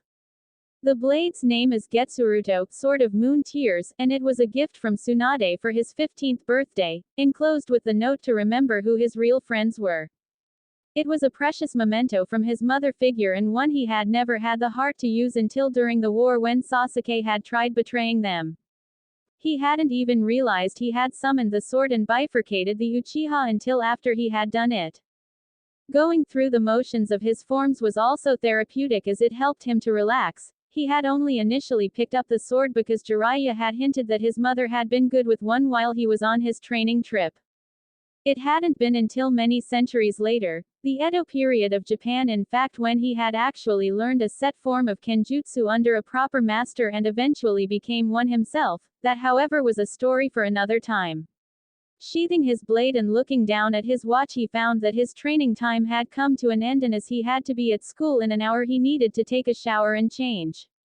He also had to get Yuzu up and home. Hinata would have a fit if he left her with Damon. Elsewhere, as the sun's beams came down to shine on her face, Caroline bolted upright from her bed with a gasp.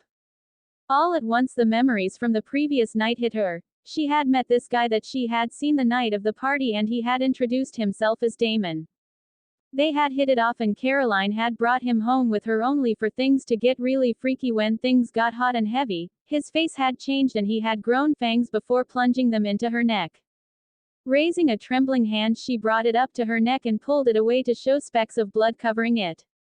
Turning slowly, hesitantly to her right, she found the still sleeping form of Damon lying there with the notable absence of his shirt. Slowly, so as not to alert him, she moved, placing a single trembling foot upon the floor, followed closely by the other. Tiptoeing her way around her bed, she stopped as the floorboards creaked before looking back and seeing him still asleep. Moving once more, she made it across the room to the door and moved to turn the knob slowly. "Morning," came a voice, getting her to jump. Turning towards it, she saw Damon up and standing to her left, which caused her to back away towards the bed. "Please, don't," said Caroline just before she felt herself be stopped by a small table behind her, with her hand reflexively going back to catch the lamp. "Don't do that," said Damon, only for Caroline to swing it forward at his head, only for him to be unaffected by the hit. Running around the bed to put something between them, picking up the first thing she grabbed and hurling it at his head, only for him to duck out of the way. Taking the chance, she went to bolt to the door, only for him to catch her and throw her back onto the bed. "Get away from me," exclaimed Caroline, throwing a pillow at his face, which he caught. "This could have gone a completely different way," said Damon before looking down at the pillow and pulling it up to his face, taking a deep breath. When he pulled away from the pillow, his face had changed once more and he shot towards her. At the school, unaware of the situation involving their friend Bonnie and Elena, were just exiting her car, now painted white, as they began their walk towards the building. "I'm not saying don't date the guy, I'm just saying take it slow," said Bonnie as she made her way around the car. "Hey, you were the one that said to go for it," said Elena in return. "Now I'm saying take it slow," said Bonnie. "Okay, why the about face?" "It's not an about face. You're single for the first time in your entire high school career. It's the perfect time to play the field," explained Bonnie. "Oh, because I'm so that girl," said Elena with a laughing grin. "Seriously, what are you not saying?" questioned Elena, seeing her friend's face. "It's stupid," said Bonnie in defense mode. "Bonnie, spit it out," stated Elena, stopping them with a hand on her friend's arm. "I accidentally touched Stefan, and I got a really bad feeling," stated Bonnie. "Is that it, Bonnie?" questioned Elena, stopping her again as the young Bennett tried to walk away. "I'm serious, it was bad, stated Bonnie. "Is this the witch mojo thing again?" questioned Elena. "You know what? I'm just concerned. This is me expressing concern about my best friend's new boyfriend," said Bonnie.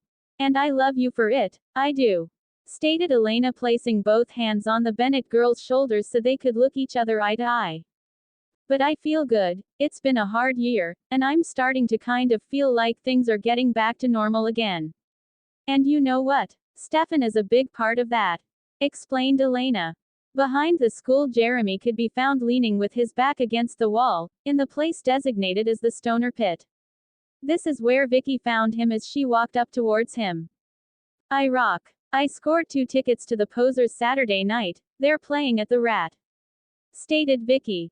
You and Tyler have fun, stated Jeremy, turning to face her, his face schooled into a neutral expression. Don't be like that. Come on, I want you to go, stated Vicky, placing a hand on his arm, tugging gently. You're not worried everyone's going to know you're screwing the stoner geek? Oh, wait, everyone already knows, stated Jeremy. Yay, but it's not like that anymore, so why can't we be friends and just hang? Said Vicky. So was it the drugs? Were you sleeping with me because of the drugs? Questioned Jeremy. Screw you, said Vicky, actually hurt by the accusation. No, if there's another reason, please, I'm all ears, said Jeremy. However, seeing her say nothing, he got up and left. By the end of the day, Naruto had remembered why he stopped taking teenage forms. There was way too much drama in high school, and with his luck he was being pulled in for the ride. Stefan once again decided to show out in class to impress Elena, then Elena had somehow talked him into joining the football team.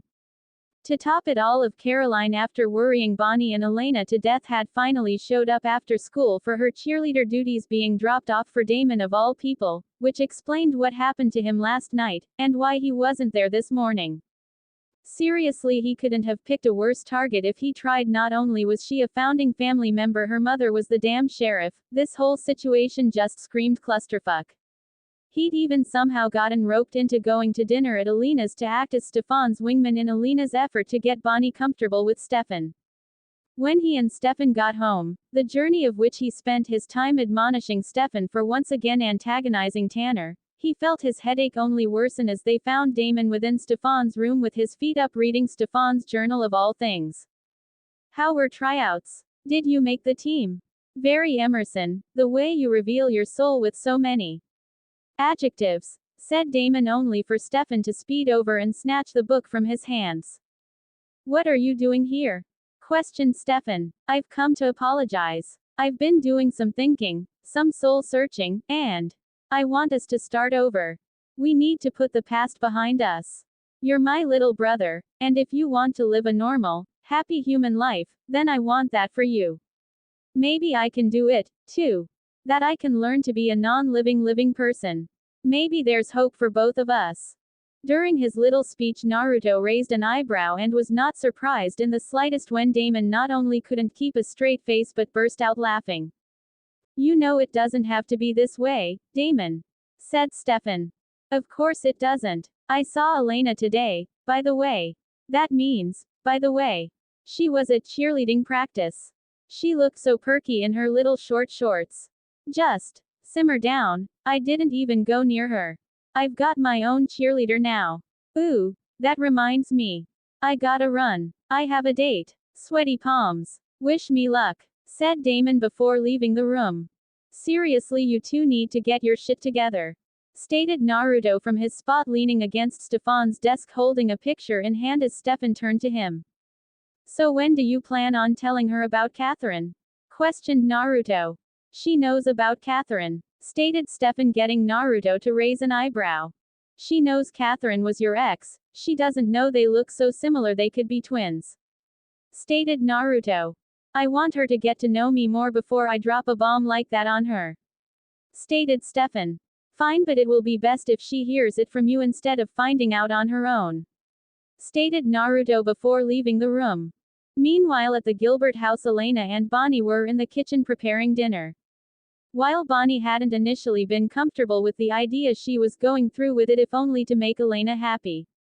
Plus there was also the fact that despite her unease around Stefan, she still found Naruto to be attractive, so his presence would be a bonus, or at least a pleasing distraction. At the moment the two were in the middle of a conversation with the radio playing in the background as they worked. You explain it. Last night, I'm watching 9-0, a commercial break come on and I'm like, I bet it's that phone commercial. And sure enough, it's that guy and the girl with the bench. He flies to Paris and he flies back. They take a picture, said Bonnie. Oh come on. That commercial's on a constant loop, stated Elena with a laugh. Fine then, how about this? Today I'm obsessed with numbers, 3 numbers. I keep seeing 8, 14 and 22. How weird is that? Stated Bonnie.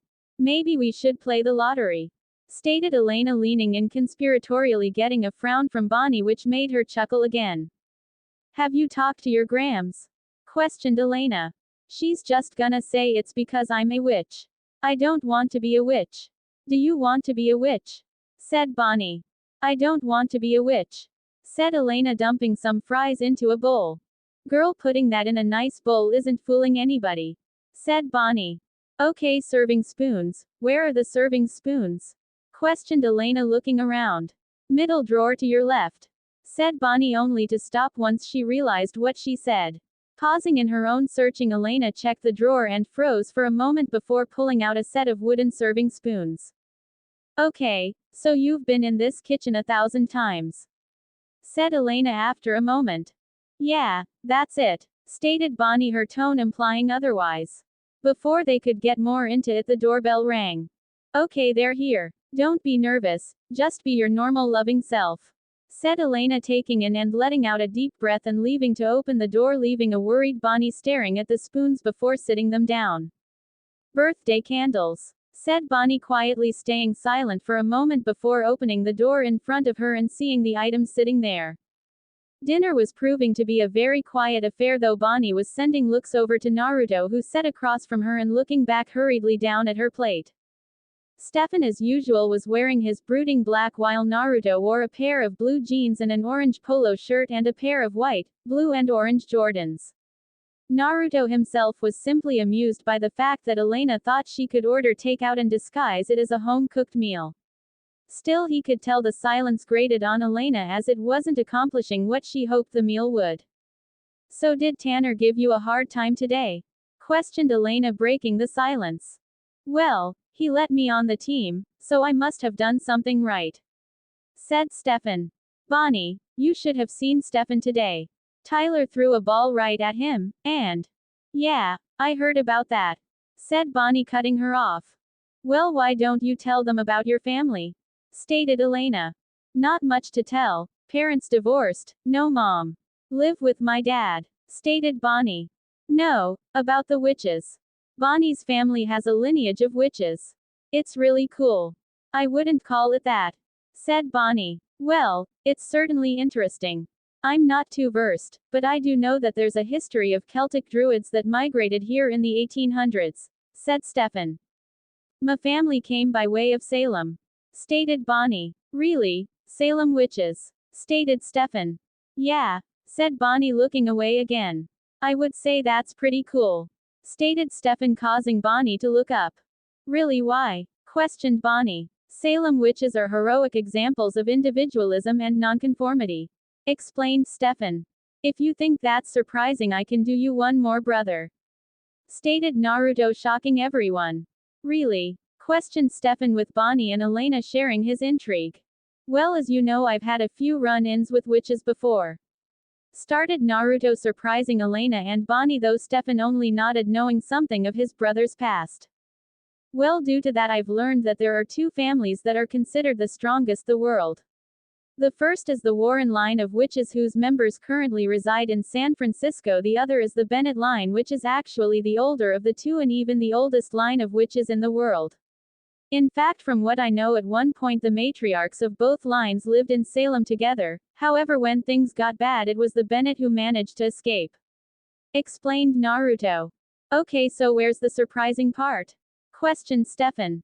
I was getting to that, brother. Patience. The current high priestess of the Bennett line is Sheila Bennett. Bonnie here just so happens to be her granddaughter and chosen successor, stated Naruto, causing all 3 of them to go wide-eyed in surprise. Before anything else can be said, all of them are surprised by the sound of the doorbell ringing. As Elena went to open the door, she was surprised to see Caroline and Damon at the door. The rest of the night Naruto felt like he was babysitting a pair of children. Ironically, even Yuzu, the youngest of his own children, is better behaved. In truth, he had never been more thankful for a dinner gathering to end, as several times throughout the night he'd had to keep himself from strangling Damon, who seemed to be doing his very best to antagonize Stefan. Bonnie had apparently noticed and asked if he'd give her a ride home, which an excuse he'd been all too happy to bail on. Bonnie had been quite impressed with his newly restored Camaro, and the trip to her house had been really pleasant. Now here they found themselves sitting in front of it. "So I've been meaning to ask, how'd you learn all that stuff about my family?" questioned Bonnie. "Well, truthfully, I have met some witches in the past, and I actually met up with your grandmother the day school started." She seemed quite irritated when she admitted she hadn't started your training yet, stated Naruto. "Did she tell you why she waited until now?" questioned Bonnie. "Apparently your father wouldn't allow it until now. See, most people from a line like yours start off learning magic as children. Now that you're a teenager, learning is actually going to be harder for you, as you'll have more reservations due to what life has shown you thus far," explained Naruto, causing the girl to frown. "Still, there is nothing to be afraid of, as magic is everywhere around us. Even childbirth is possible due to magic," said Naruto, causing her eyes to widen in surprise. "You're a lot more accepting of this than most people would be," stated Bonnie after a moment. "True, but I'm no stranger to being different." As he said this, he held up his left palm, and to her surprise, a ball of blue energy swirled to life in his palm, and she found herself moving in to get a closer look, amazed by what she was seeing before the blonde dismissed it and the energy was absorbed back into his body. Feeling a rush of confidence at the sight of this feat in his trust in her gave her a quick boost of courage, and she quickly went about putting her cell number into his own, getting a smile from him that made her feel a bit weak in the knees before she climbed out of the car, wishing him a good night as she went. As he watched her walk up to the door, he was pleased when she turned back towards him again with a smile before she heading inside, allowing him to pull off. The next night found Stefan in a lineup with the football team, as the school had turned up in force for a pep rally. Across the way, Elena found herself once more in her cheerleader uniform, only this time with a smile on her face, along with Bonnie and Caroline. While Damon had offered her the advice to quit, Naruto had countered the advice and told her not to focus on the past but live in the moment. She found that she still enjoyed cheerleading, as it allowed her to spend time with her friends, and she was taking his advice to live in the moment and not constantly wallow about the past. Bonnie from her position winked as she saw Naruto at the head of the crowd, with her smile growing a bit by the action.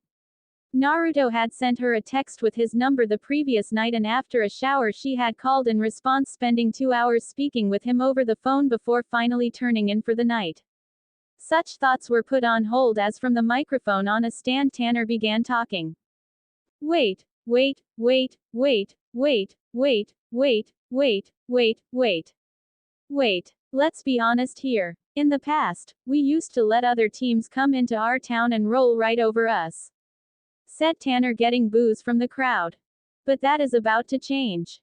We've got some great new talent tonight starting on the offense, and I'm gonna tell you right now, it has been a long time since I have seen a kid like this with hands like these.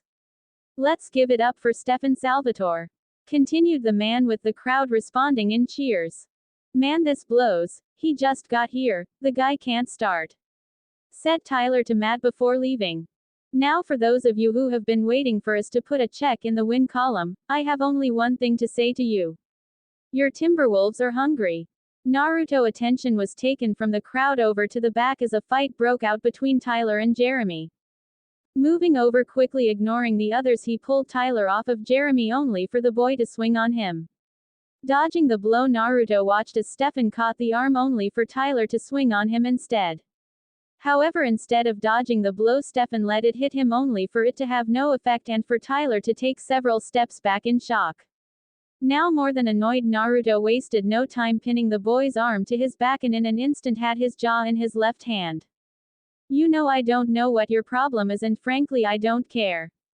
But you should know from this position I can break your arm, legs and your neck. Unlike Jeremy, I'm not drunk and you're not just going to attack me and get away with it, understand?" As Naruto said this, he pulled slightly on the arm and Tyler screamed in pain. Naruto. stated Stefan, causing the blonde to sigh. You're lucky Stefan's nicer than I am. Consider this once a warning. Try this shit with me again and I'll make it hard for you to function, let alone play football. Stated Naruto, releasing the boy and tossed him over to Matt, who quickly pulled him away. Several minutes later found Stefan emerging onto a parking lot towards the locker room, only to be stopped by Matt. You gonna be able to play? Questioned Matt. Yeah, I'm good. Compared to some of the hits I've taken from Naruto over the years, that was nothing. Stated Stefan. What you did back there, you two had Jeremy's back. Stated Matt. He's a messed up kid, and he's been through a lot. Somebody's got to look out for him. Stated Stefan. I know. This week at practice I was a dick. Stated Matt. Had your reasons. Said Stefan. No excuse. Said Matt, offering his hand, which after a moment Stefan shook. Good luck tonight, we're lucky to have you. Stated Matt before walking off. For a moment Stefan just stood there before a slow mocking clapping caught his attention. Turning to it, he saw Damon standing on the wall behind him in the shadows by the hood of a truck. Isn't that nice? Stefan joins a team, makes a friend. It's all so rah, go team, yeah. Said Damon. Not tonight. I'm done with you. Stated Stefan, turning away only for Damon to speed in front of him. Nice trick with Elena. Let me guess, vervain in the necklace. I admit I was a bit surprised.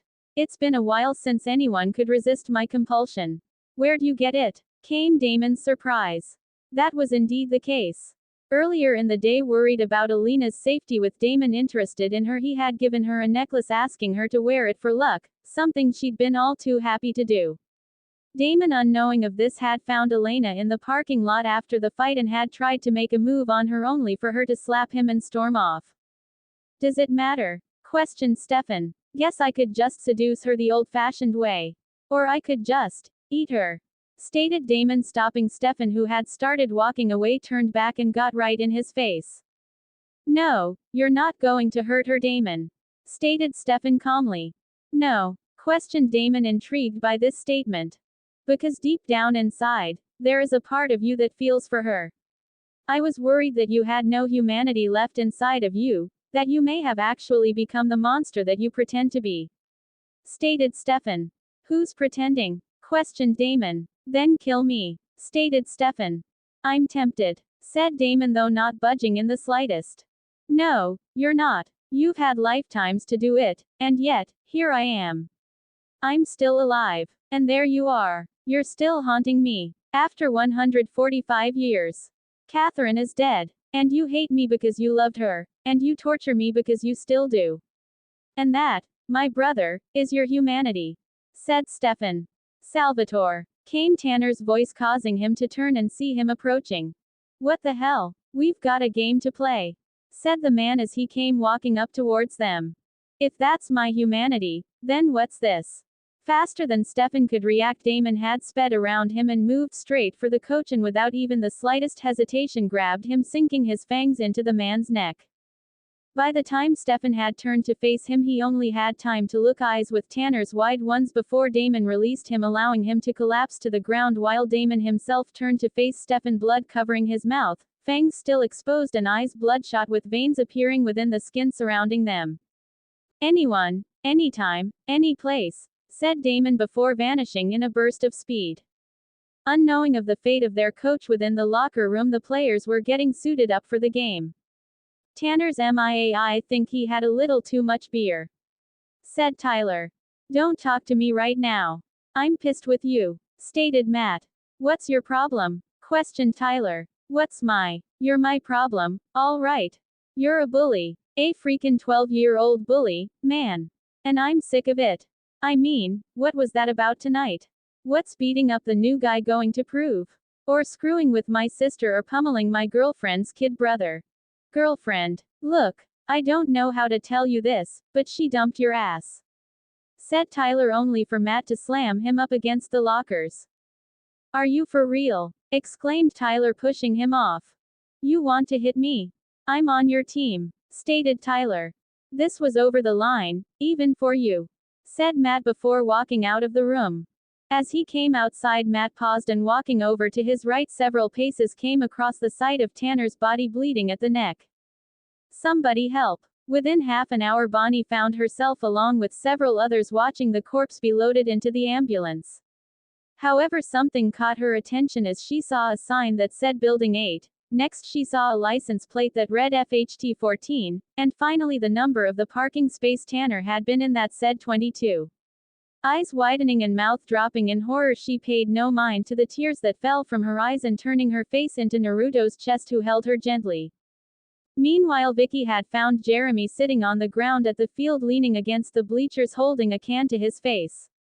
Kneeling down to his level, she reached out and took the can from him. It wasn't just for the drugs. In fact, I've decided to quit. I hope you do the same, said Vicky before standing and walking away. What kind of animal could be doing all this? Questioned Elena as Stefan helped her into her jacket. Why would it come out of the woods and attack someone? Continued the girl. Meanwhile, back home, another Naruto had just entered the house, this one the real one, having left a clone to tend to Bonnie. Making a beeline towards the familiar energy signature, he found Damon standing in the living room pouring himself a drink. Turning at the sound of footsteps, Damon was greeted to Naruto's fist slamming him in the stomach and dropping him to his knees. Without even the slightest hesitation, he delivered a kick to Damon's chest that sent him flying back and slamming into the wall beside the fireplace. Looking up into his adoptive brother's eyes, he found them now a crimson red with vertical slits for pupils, and just knew it was going to be a long night. Chapter 3. Start now. Elena awoke to the sound of rattling and a loud bang that forced her abruptly into the land of the living. Climbing out of the bed, she absently noted the late hour before moving towards the door to her room. Slowly pulling it open so as to not make a sound, she stood silently as listened for any other noise to come from within the house. "Hello, Jeremy," called the girl from her place at the top of the stairwell, though there was no vocal response. Just for an instant she thought she saw a shadow dart past under the lower level. Descending the stairs to the first floor of her house and following the path the shadow took, she came to another room of the house and hit the light switch, only for nothing to happen. This is Logan Fell coming from you live from the streets of Mystic Falls with breaking news of another deadly animal attack. Following the sound, she was surprised to find the TV on and playing, showing the familiar face of the news anchor. The wild animal terrorizing the citizens of Mystic Falls has claimed another victim, local high school student Elena Gilbert. As the man said this, Elena was surprised to see her picture and name pop up on the screen with the words, "Found dead," beneath it. Police are certain that forensic evidence will confirm this as the same animal responsible for the other attacks. "You know what's coming next," came a new voice surprising her. Turning quickly, the girl took a reflexive step back, finding Damon standing behind her, his form half engulfed in shadows. Without wasting a second, she bolted, moving as fast as she could out the room and straight to the front door of the house. Pulling the door open, she froze, finding Damon standing there in front of her on her doorstep. Screaming, she slammed the door shut and turned around and tucked her head into her arms, breathing heavily, frantically trying to slow her racing heart, yet not seeing Damon calmly standing several feet away. Regaining her composure, she moved her arms and looked up, taking a step forward, only for Damon to pounce from the shadows and sink his fangs into her neck, causing her to scream. Bolting upright in his own bed, Stefan was greeted to the sight of Damon sitting calmly in front of him, nursing a drink, though only offering him a side-profile view of him. "Bad dream. Do you see how easy it was to get into your head just now? You really need some human blood, might even the playing field." Hey, football reference. "What, too soon?" Steven's response was speeding over to a nearby desk and tossing a knife which embedded itself directly into Damon's chest. Looking down and back up at his brother, Damon stood up and removed the knife from his chest. "All right, I guess I deserve that one. But I thought you should know they caught the culprit, the animal responsible for killing Coach Tanner and all those people," said Damon. "What are you talking about?" questioned Stefan. "It was a mountain lion, a really big one. It attacked a hunter this morning. It's all over the news. Deadly beast captured, all's well in Mystic Falls," mocked Damon. "Why'd you cover your tracks?" questioned Stefan. "I decided to stay a while, and I'm just having way too much fun here between you and Elena." stated Damon, walking around the room but making sure one side of him remained cast in shadow. Can't touch her now, stated Stefan. Well, the vervain does keep me out of her head, but maybe that's not my target, stated Damon, causing Stefan to narrow his eyes. Believe it or not, some girls don't need my persuasion. In fact, some girls just can't resist my good looks, my style and charm, and my unflinching ability to listen to Taylor Swift, stated Damon before, faster than he could react, stabbing Stefan in the gut. Hunching over with a grunt before falling to his knees, Stefan grabbed the handle of the knife and slowly began to pull it out. This is John Varvatos' dude, dick move, stated Damon, fingering the hole in his shirt before walking around Stefan. To repeat, the animal terrorizing Mystic Falls has been caught, came the voice of Logan Fell as the TV played the news over at the Gilbert house. Scumball, no scum bucket, said Jenna, glaring at the screen. Who are you talking to?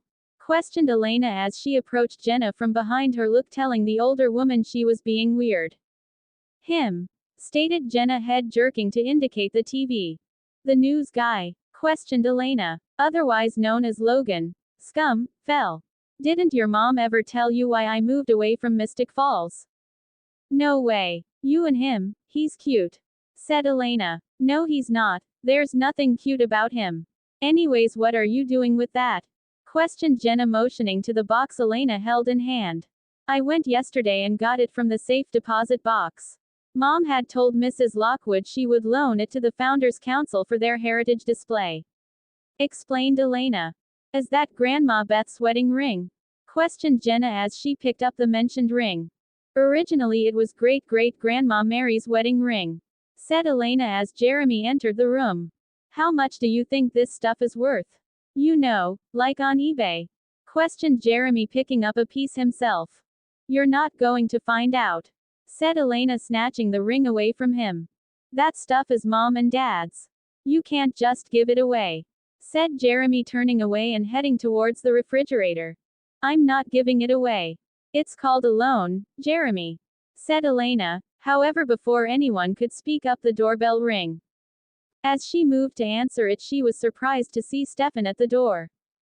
Hi, said the youngest of the immortal Salvators with a smile. Smiling herself, Elena pulled him inside and after closing the door behind him, stood up on her toes and pulled him into a deep kiss.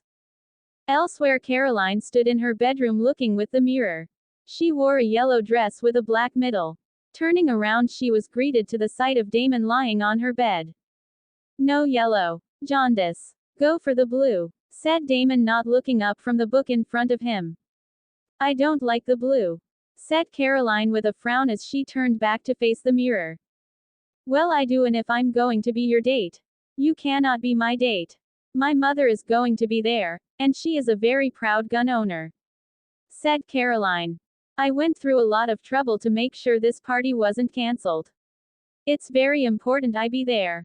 As he said this, Caroline turned to face him only for his eyes to swiftly change from their regular blue coloring to a light, almost metallic silver coloring.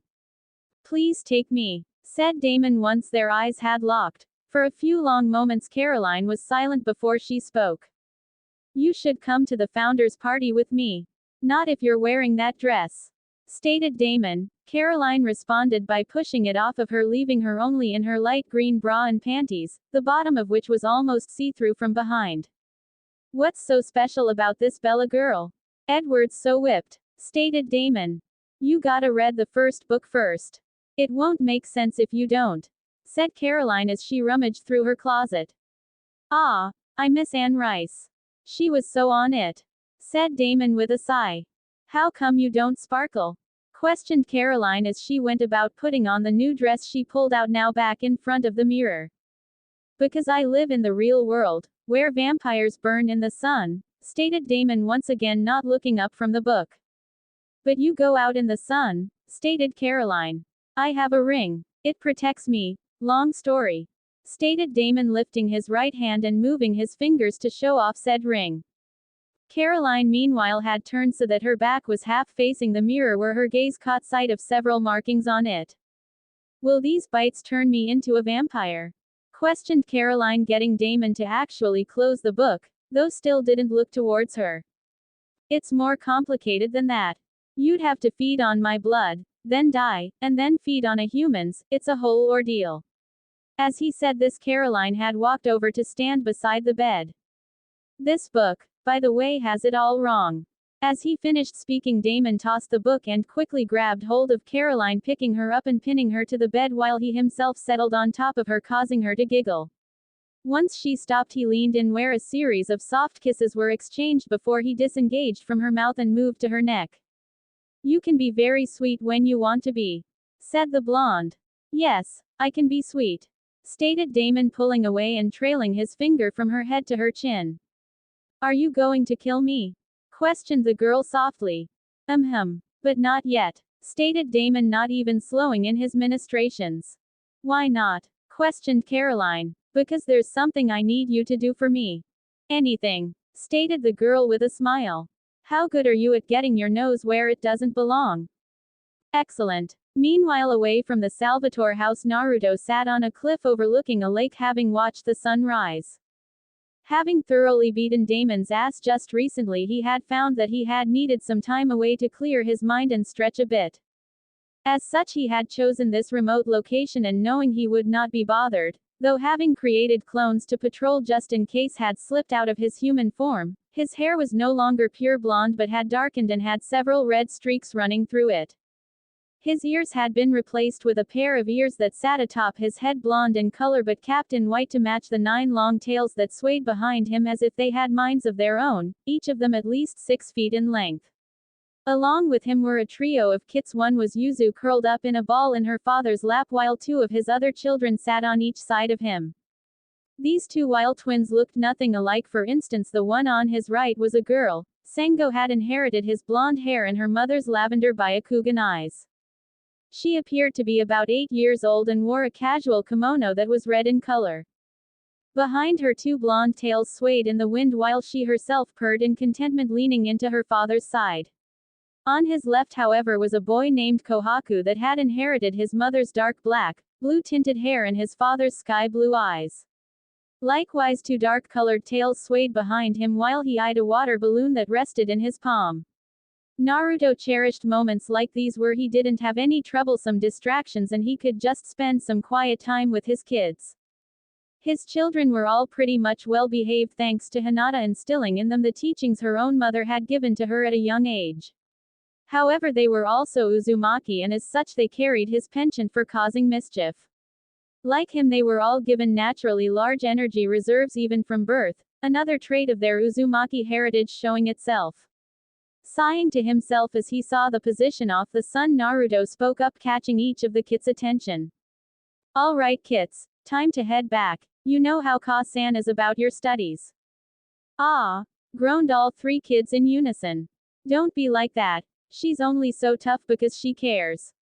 "You guys are lucky to have that," stated Naruto. "What do you mean, to-san?" questioned Kohaku. "Well, when I was growing up, I never studied and nobody ever bothered me to. Unfortunately, this meant I wasn't as smart as my classmates. However, they had something I didn't: parents that cared. I didn't know who my parents were until I was 16, and for a human that's a long time," stated Naruto, causing all 3 to look up in surprise. "What about Nana and Ba-chan?" questioned Sango with a frown. "Well, Nana died the night I was born, about an hour after with Minato Jii, and I didn't meet Nade Bachan until I was 12, and even then it took a while for our relationship to grow to that level," explained Naruto. "Where was Ka-san?" questioned Yuzu. "Well, Ka-san and I were in the same class. However, up until that time we had hardly ever spoken. Back then she was incredibly shy, and it got even worse whenever it came to me, so even though she cared, she could never get up the courage to tell me," explained Naruto. "So you were all alone?" questioned Sango, tears prickling at her eyes. "Hey, you, none of that. It's nothing to cry over. However, if it wasn't for that, I probably wouldn't have appreciated all the good things that happened, and you guys probably wouldn't be here. So I think everything worked out pretty great, don't you?" said the blonde, smiling, taking a handkerchief and wiping tears from all 3 of their faces. "Now be good and head back to Ka-san," said the blonde.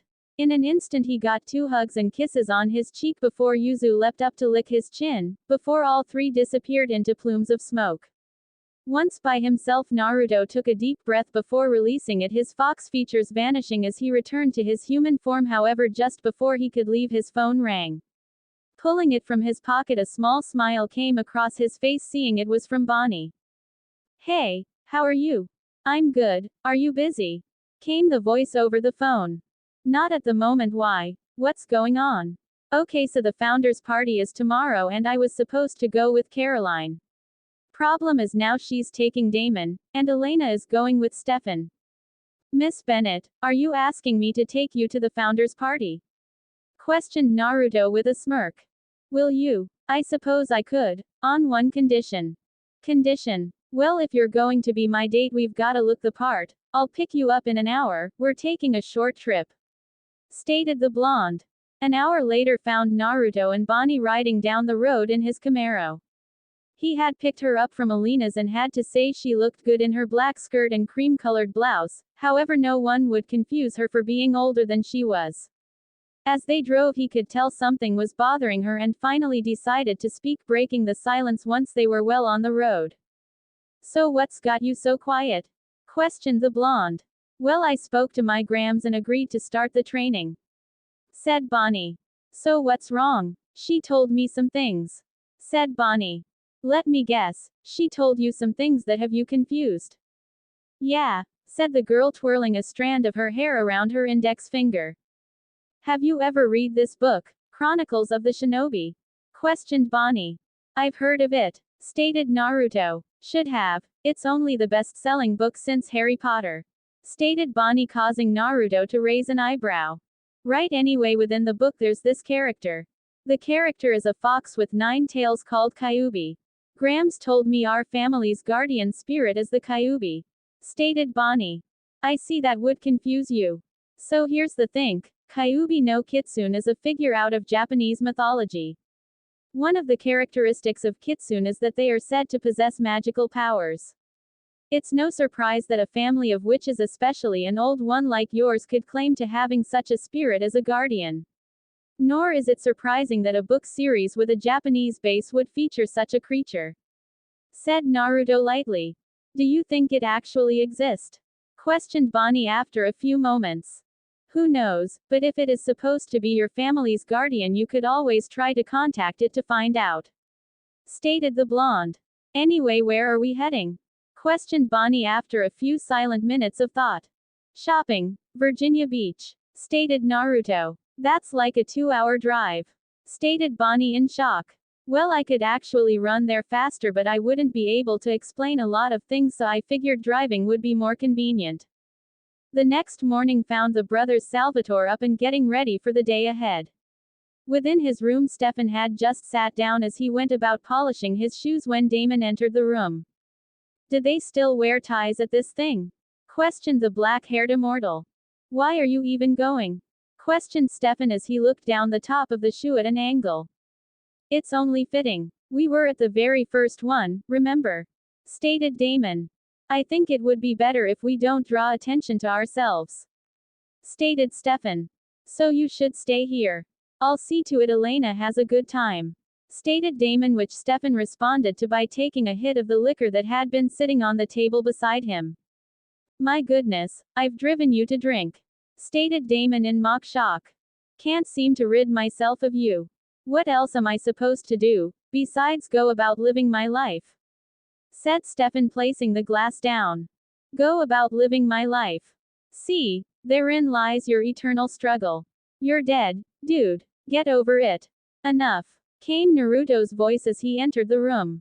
As he did, it could be seen that he was the only one fully dressed. He wore a deep gray 3-piece suit, the vest of which was completely buttoned to cover his white shirt. Despite this, the orange and gray striped tie he wore could still be seen. "Oh, nice," stated Damon as he approached, only for Naruto to catch his hand as he brought it up. "This is ketone, no touching," stated the blonde, causing the younger immortal to back away. "You paid $5,000 for a suit," stated Stefan with a raised eyebrow. "Of course not. I own some stock. This suit is custom made. It would cost $25,000. Stated Naruto. Brother, how you picked up such expensive taste in the land of the dead is beyond me. Stated Damon. Well, what's the use of being a billionaire if you never spend any money? Stated Naruto with a grin. Anyway, Stefan's right. Remember, this is the Founders Council we'll be dealing with. Our greatest weapon at this point is our ability to blend in with the humans, use it. Stated the blonde. Meanwhile, over at the Gilbert house, Elena and Bonnie were also in the process of getting ready. Naruto had dropped Bonnie off the previous night around 10 and she had come in with only 2 bags from their shopping trip, though she'd had quite the story to tell. At this point, however, neither of the 2 girls were dressed. Instead, both were standing in the mirror for hair and makeup and whatever else was needed when the phone rang and Elena ran to get it. Hello. Hi, Mrs. Lockwood. Stated the girl before her eyes narrowed slightly. What do you mean, it is? Are you sure? 'Cause I saw it. Let me check. I'll find it and bring it. Okay. Bye. Stated Elena before getting up off the bed, a frown taking over her face. What's wrong? Questioned Bonnie. Elena says nothing, simply walking out of her room and into Jeremy's, pushing the door open. She found her target simple enough, as Jeremy was sitting in a chair at his desk, headphones on as he faced his computer. Damn it, what now? Stated Jeremy. The pocket watch, where is it? Questioned Elena, crossing her arms and glaring at him. What watch? Questioned Jeremy, removing the tangled cord from around his neck. The one you stole from Mom's box. Look, Mrs. Lockwood just called me, freaking out. It was on the list, Jeremy. And she can't find it, and she thinks she's the one who lost it. Stated Elena. Well, maybe she did, or maybe Tyler took it. Stated Jeremy. Don't even play that card. Jeremy, you took it. If I go online, am I going to find it on eBay? Is that how you pay for your pot? Stated Elena, her face scrunching up. Fuck you. Stated Jeremy, standing to his feet, moving past her over to his bookcase. He pulled the watch out of a case. This watch, I would never sell this, okay? Stated Jeremy. Then why did you take it? Questioned Elena. Because it's mine. Dad said it goes to the firstborn son. His father gave it to him, and now what? Stated Jeremy before placing it down into her palm and sitting back into his chair. And he was going to give it to you. Stated Elena with a sigh. Yeah, that's generally how it goes. Stated Jeremy. Look, Jeremy, it's still yours, okay? Mom promised Mrs. Lockwood. What do you want me to do? Stated Elena. Just take that and your condescending attitude and get the hell out. Stated Jeremy, placing his headphones back on and turning away from her. Back at the savageThor house, found Damon standing in front of a mirror, only now he wore a shirt to go with his pants. It's cool not growing old. I like being the eternal stud. Stated Damon. Yes, being a 150-year-old teenager has been the height of my happiness. Stated Stefan before taking another hit from his drink, still in just his slacks and undershirt. You cracked a funny, Stefan. I should have a drink to celebrate. 1864. You and Catherine were the perfect couple. It was hell watching you dance with her. Stated Damon, holding a picture of said female. Well, happiness was short-lived, as you well know. Stated Stefan. I remember. I left the party early. I was waiting for her. The night you dropped her off, I was waiting just inside. You were such a gentleman, gave her a kiss on the cheek. And what she really wanted was, started Damon, cutting himself off as Stefan turned to face him, though he took the time to pour himself a drink. Oh, well, here's to history repeating itself, huh? Raising the glass in toast before moving to drink, only to pour it onto the floor and dropping the bottle. I admire your effort, Stefan. Pouring yourself a drink, then spiking the bottle with vervain. I'm not some drunk sorority chick. You can't roofie me, but I can't help but feel a little used. I thought we were having a moment. I have to go to the party angry. Who knows what I'll do? Stated Damon. You'll do nothing, stated Naruto, leaning against the doorframe with a gray hat in hand. I thought you left, stated Damon. Ah, forgot my hat. Also wanted to remind you to mind your manners, unless of course you'd rather you and I have another private chat. Stated Naruto, the pupils in his eyes changing into vertical slits. Meanwhile at the Lockwood mansion, guests were lined up as they awaited to be granted entrance to the party as the mayor and his wife greeted them as they came. From his position on the porch, Tyler was able to spot Vicky, who was currently wearing a dark yellow dress. Moving over towards her, he greeted her with a hug while she kissed his cheek. "Let's go this way," stated Tyler, taking her hand and moving to the side. "Why?" questioned Vicky. "Line's too long. We can go around back." "Come on. Party's in the back anyway," stated Tyler, leading her, though Vicky did not miss the fact that his mother saw the action, nor did she miss her expression. "You know you're making the wrong choice, yet you make it anyway. It's sad," came Jeremy's voice into her ear like a whisper, the ghost of their last conversation coming back to haunt her. "Even though that was his favorite scotch, you should have known that little trick wouldn't work," stated Naruto as Stefan came up the hall. "Wasn't expecting it to work. Still, it did what I wanted," and lowered his guard. "He won't expect me to try again so soon," stated Stefan. As he said this, he pulled a small vial out of his pocket. Within the vial was a clear liquid that anyone could almost mistake for water. "I doubled what I put in the scotch," stated Stefan, never more happy that he'd taken Naruto's advice about building a resistance to vervain. Naruto said nothing, since at the end of the day it wasn't his problem. Still, the fact that Stefan was trying to eliminate Damon as a threat despite not having any idea about what he was planning made him want to chuckle. It reminded him of quite a few situations in his life, and it brought a bit of amusement to him. Without a word spoken, the blonde burst into a plume of smoke, informing Stefan he'd been speaking to a clone the entire time. Shaking his head, Stefan tucked the vial away and, placing his hands into his pockets, left the house. Later that evening, the founders' party was in full swing at the Lockwood mansion.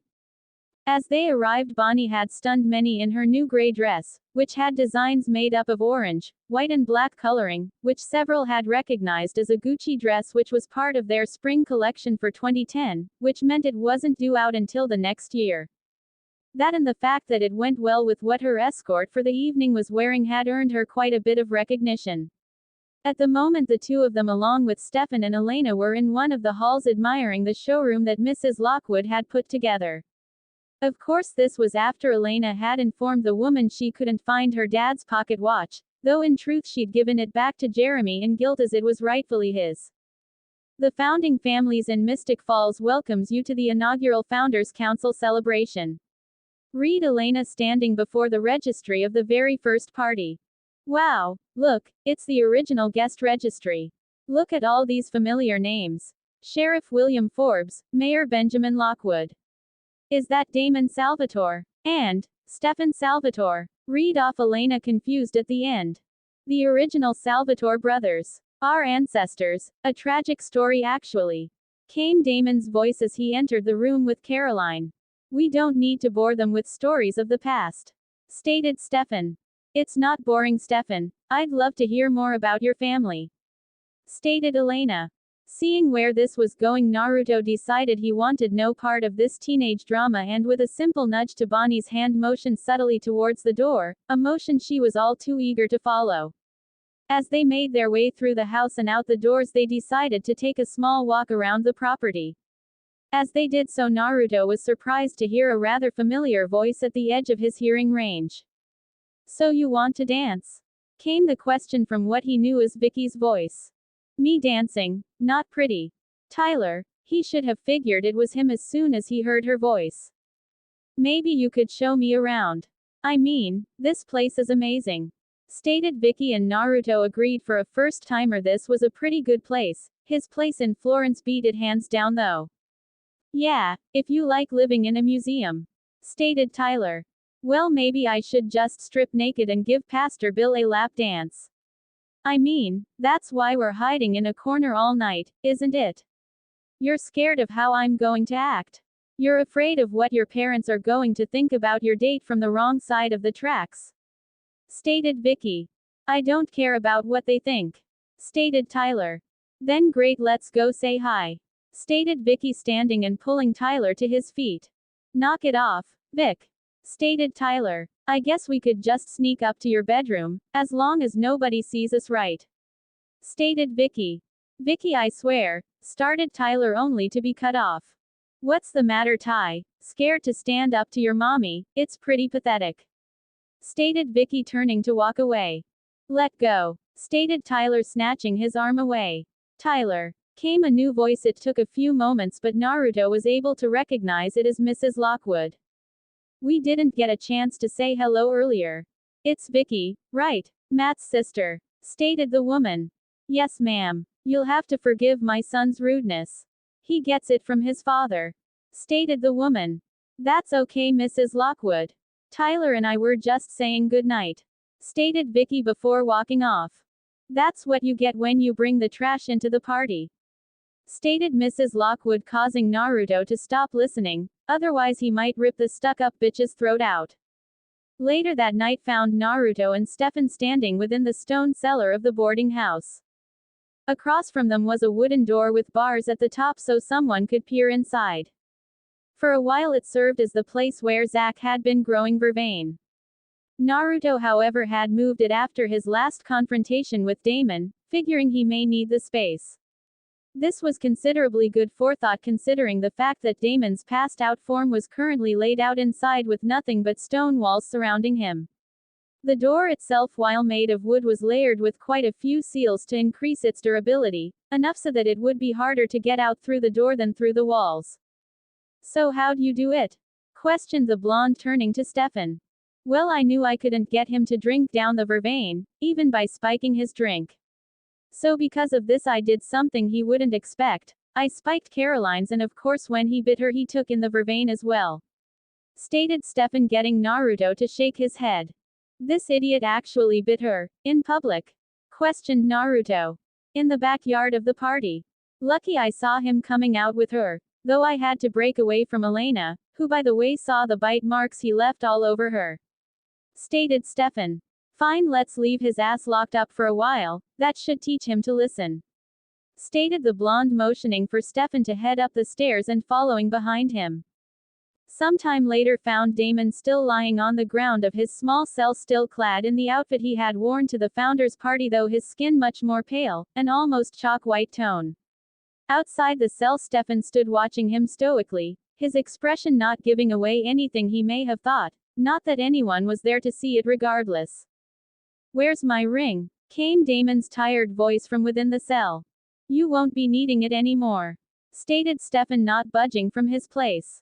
How long have I been here? 3 days. What are you doing? Questioned Damon in response to the previous answer he was given. During the Dark Ages, when a vampire's actions threatened to expose or bring harm upon the entire race, they would face judgment. They sought to re-educate them rather than to punish them. Stated Stefan. You know what will happen if I don't feed on blood. Stated Damon, stumbling over the words slightly. You'll grow weaker and weaker. Eventually you won't be able to move or speak. In a week your skin will desiccate, and you'll mummify. A living corpse, unable to hurt anyone again. Ever. Summarized Stefan. So, what, you're just going to leave me in the basement forever? Stated Damon. I've injected you with enough vervain to keep you weak. Once your circulation stops, we'll move you to the family crypt, and then in 50 years, we can reevaluate. Stated Stefan. I'm stronger than you think. Stated Damon. You always have been, but you're not stronger than the vervain. You and I both know it. Didn't have to be this way, but you brought it on yourself.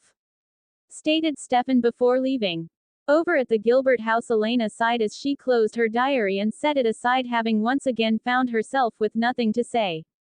Standing up and moving away from the bed, she left her room and headed for the bathroom, only to be surprised to find Vicky within the room brushing her teeth.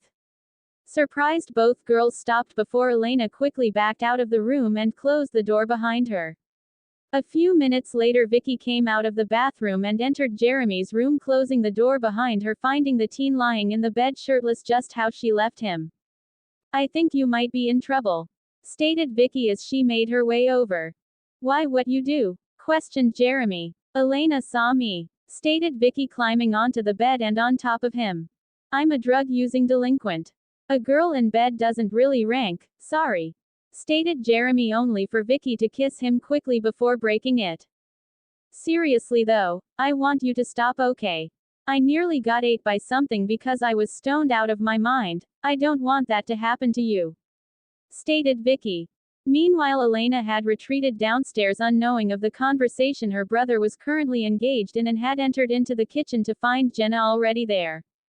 "Jenna, are you aware of what's going on upstairs?" questioned Elena, still in shock. "Uh-huh," stated Jenna. "And you have no objection?" questioned Elena. "He could be craftier about it. I mean, at least try to sneak her in and out of the house." "Oh, and just so you know, I won't be here for dinner tonight," stated Jenna with a chuckle. "Oh, so you're actually going to do it? You're gonna go out with Logan," stated Elena, picking up a box of cereal from on top of the refrigerator. "If you mean I'm going to torture him, then yes. And have you heard from Stefan?" "Not since he left that very vague message 3 days ago. Hi, Elena, I, have something I have to do. I'll, explain in a few days," stated Elena, her voice taking on a deeper tone in imitation. "Haven't you called him?" "Nope, not going to either," stated Elena, pouring herself a bowl. "And you're okay with everything?" questioned Jenna. "No, I'm not okay with any of it. But I'm not gonna cry about it, either. You know, I was going to write in my diary this morning and then I thought, what am I going to write? Honestly, I'm not gonna be one of those pathetic girls whose world stops spinning because of some guy." Later on in the morning found Elena standing in the school hallway with Bonnie as they spotted Caroline coming up the hall handing out flyers, and they could just hear her talking about the Sexy Suds car wash that would be held the next day. "Unbelievable, it's like nothing happened," stated Elena. "She's in denial," stated Bonnie. Before they could delve too much further into the conversation, Naruto and Stefan made their appearance, coming from the opposite end of the hallway. Knowing of Stefan's current situation with Elena, Naruto decided to head the awkward teenage angst off, and after greeting them, Elena wrapped Bonnie in a hug so he could whisper in her ear, "Let's get out of here. If I have to deal with any more of his brooding, I might have to strangle him," stated the blonde quietly. Bonnie, hearing the honest frustration in his voice, wrapped her arm around his and began walking off through the halls since she had to get to class anyway. Once the two were alone, or as alone as they could be in the school hallway, Stefan spoke up. "I'm so sorry I haven't called." "No worries, I'll live," stated Elena shortly. "I was dealing with Damon," stated Stefan. "And did you deal with Damon?" questioned Elena, getting a nod from Stefan in response. "For 4 days. Look, I understand if you're upset and you have every right to be. Can I at least explain things to you?" questioned Stefan. "Sure, when?" questioned Elena with a sigh. "I have to be home after school, but the grill around 4, stated Stefan. "Okay." Before they could speak on it anymore, Caroline made her appearance. As she did, it actually made Stefan kind of surprised, as this was the second person to have just bounced back from one of Damon's attacks. Of course, he couldn't really drain her due to the vervain in her system at the time, but it was still a remarkable recovery as far as he was concerned. "Stefan, where's Damon? He has some serious apologizing to do," stated Caroline with a smile that promised pain on her face. "He's gone, Caroline," stated Stefan calmly. "Well, when is he coming back?" questioned the blonde. "Hopefully never. I'm sorry," stated Stefan, giving Elena a small glance before walking off. "This is a good thing, Caroline," stated Elena, placing a hand on her arm, seeing the blonde's face. "I know that." After school found Bonnie over at her Grams for what would be the official start of her training. When she arrived, she had found her Grams surrounded by 3 small foxes, all of whom had been drinking milk from dog bowls before they had all vanished into plumes of smoke, much to her shock. Now here she was waiting for her Grams, who soon made her reappearance carrying within her hand a pair of candles. "So judging from what you told me about what happened at the founders' party, I'd say that you seem to be a firestarter." Firestarters are magical creatures with the particular power of pyrokinesis. When their emotions are heightened, they can concentrate and create fire or cause things to burst into flames. "I've actually never met a firestarter before, but according to my research, it's not unheard of for good witches to be natural firestarters, as the ability isn't particularly common. It can be found in both spectrums, like a lot of things, so both good and bad." So as far as active powers go, you seem to have gotten a good one, but we'll have to work on your control. After all, I'm sure you don't want to be setting things on fire just because you got a bit irritated," stated Sheila. At the Mystic Grill, Logan Fell could be seen as he sat down next to Sheriff Forbes. This was something easily ignored by the townsfolk, as the sheriff as a child had been one of the most popular in school, much like her daughter Caroline is now. As the current head of the Forbes family, she sat on the Founders Council and had been present at the Founders Party the previous night. While on the surface the party appeared as a celebration of the founding of the town, it also acted to conceal its true purpose of allowing for members of the council to meet. The subject matter of the previous meeting had been all the deaths that had plagued Mystic Falls recently, and while they had released the news that it had been the actions of a mountain lion to the public, all of them knew it was not the case and had come to the conclusion that vampires had in fact returned to Mystic Falls. As both of these individuals were on the council, they were as such also in attendance for the meeting. "Evening, Sheriff. Anything?" greeted Logan as he took a place beside her at the bar. "We went over the entire west side of the lake. All the caverns by the falls were clean, no signs of habitat," stated the woman. "Then they're staying in town," stated Logan. "We canvassed all abandoned buildings and warehouses," stated the sheriff. "So a private residence then," stated Logan with a sigh. "Exactly, which makes them that much harder to locate, if not impossible. They're smart, they know how to go undetected," stated the sheriff. "Well, someone who only comes out at night should eventually become obvious," stated Logan. "What about the watch?" questioned Elizabeth, speaking about the pocket watch that Elena had been unable to deliver the previous night. "I'm working on it," stated Logan. He was speaking truthfully, as he was going to use the fact that he was trying to get back in Jenna's good graces. He figured if he poured on the charm that she'd eventually cave and take him back. Now if he just so happened to be welcomed into her current place of residence, he would have the opportunity to go after the watch without compromising the relationship he was trying to salvage. "I knew the Gilberts. That watch is passed down to the men in the family. I'd start with Jeremy," stated the sheriff. "Hey Logan. Speak of the devil," he thought, turning around to see Jenna arriving. Nodding his departure, he moved over to greet her as she came to the bar area. "I'm glad you came," said Logan. "You have an hour. Make it count." Back at the Gilbert house, Elena was writing in her diary as she lay on her bed. Her meeting with Stefan had been a spectacular failure. Not only had he been an hour late, but he had neglected to even call her and let her know he would be late. Honestly, how hard was it to send a text if you didn't have time to call? Then when he did get there, he'd gotten a strange greeting by an old man who had been surprised to see him and oddly enough said he hadn't aged a day.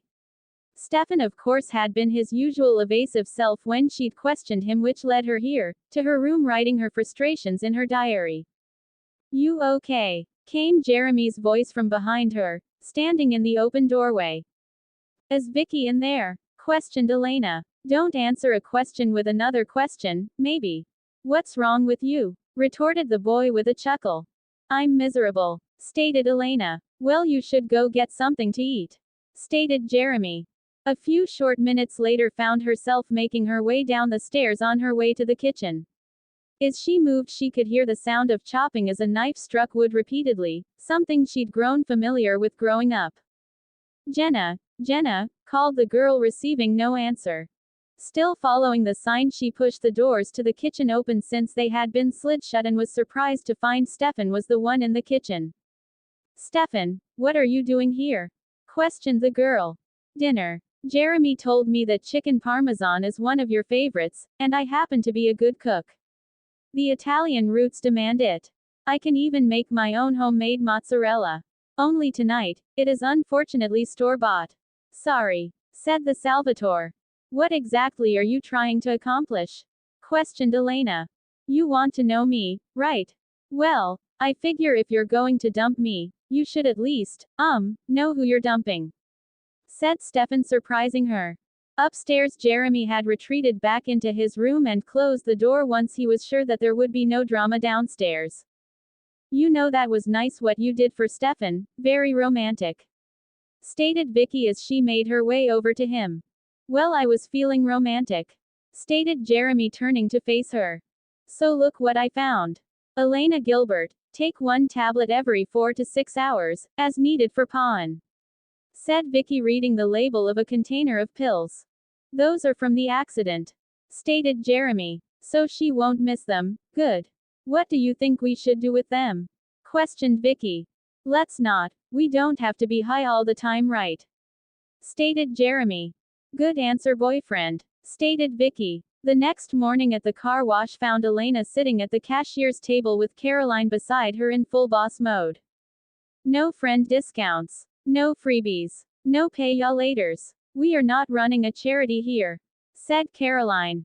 No, we are not, said Elena. Hi, said Stefan as he made his appearance, walking up from behind them wearing his usual black colors with jeans and a hoodie. As he did, Elena smiled and stood to greet him. The previous night had been good and they had talked a lot, putting Elena's mind at ease with a lot of the issues she'd been having about the budding relationship. The event is called Sexy Suds, you know, said Caroline, giving them both a look before smiling and walking off. Did we just get scolded?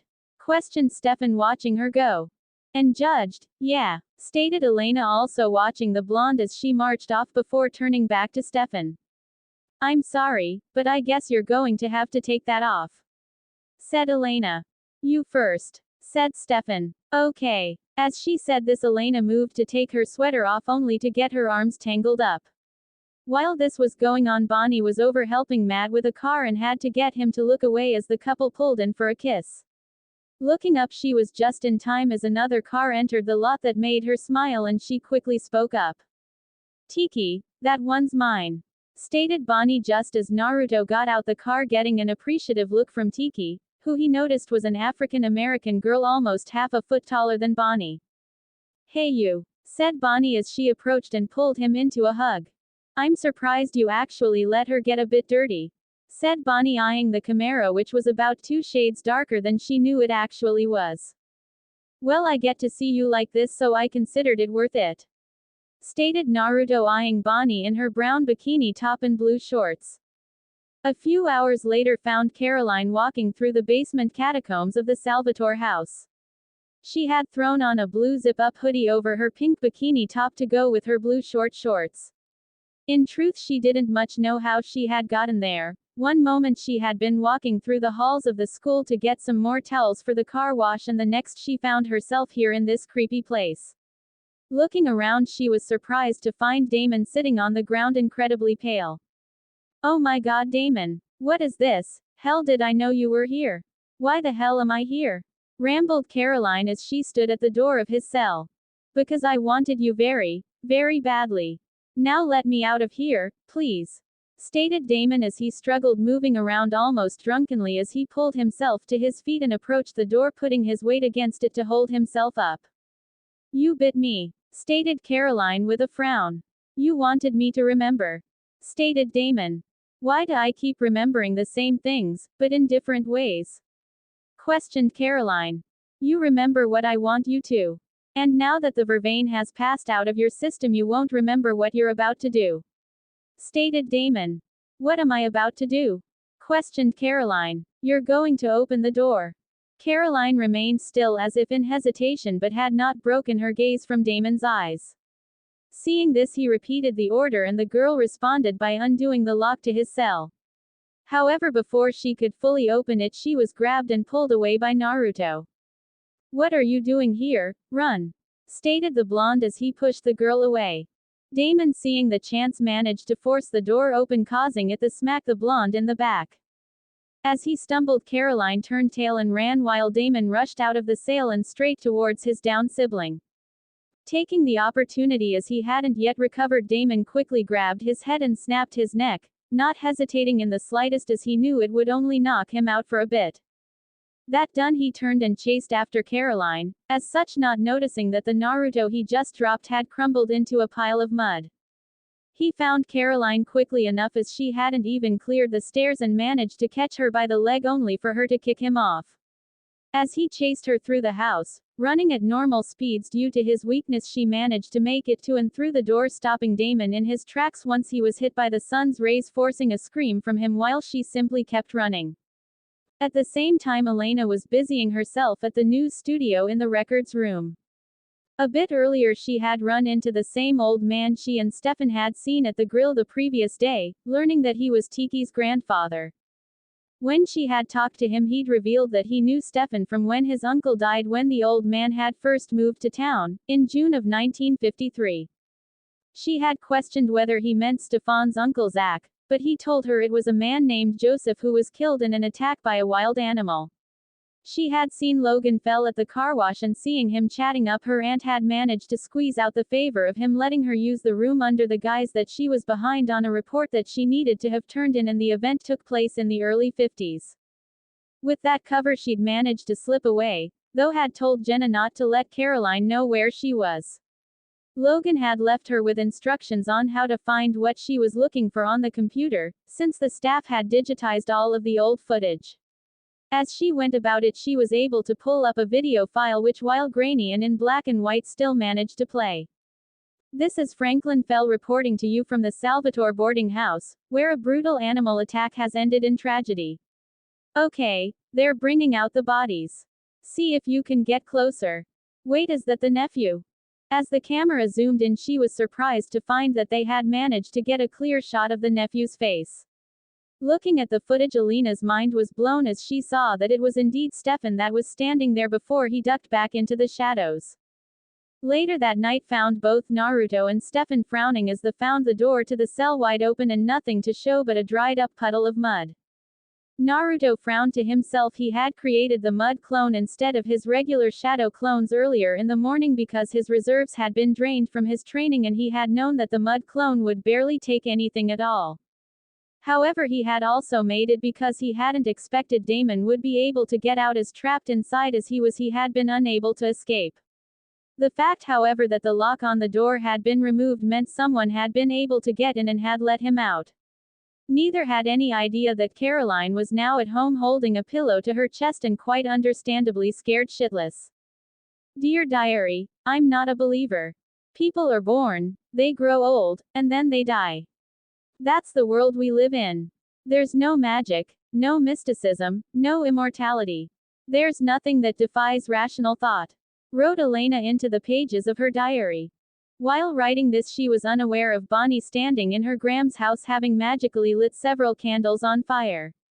She was also unaware of Logan Fell, who, true to his plan, had been invited into the house by Jenna and had used the opportunity to sneak into Jeremy's room while the boy was absent, managing to find his pocket watch and slip it into his own pocket. As he left the room, he was surprised to find Jeremy standing in the hall. "What are you doing here?" questioned Jeremy. "Hey man, just looking for the bathroom," stated Logan. "People are supposed to be who they say they are, and not lie or hide their true selves. It's not possible. I'm not a believer, I can't be. But how can I deny what's right in front of me? Someone who never grows old, never gets hurt, changes in ways that can't be explained. Girls bitten, bodies drained of blood." At the same time, Vicky was out hanging with her cousin at the cemetery where they had been partying for years with several of their friends. Though she had sworn off the hard drugs and had put a halt to what she viewed as a growing abuse of alcohol, her cousin had tempted her with weed, and that temptation, as weed had never hurt anyone, had seized her. As she stumbled off to her cousin's car, literally high out of her mind, she stumbled across Damon, who took the opportunity and bit her as soon as she got close.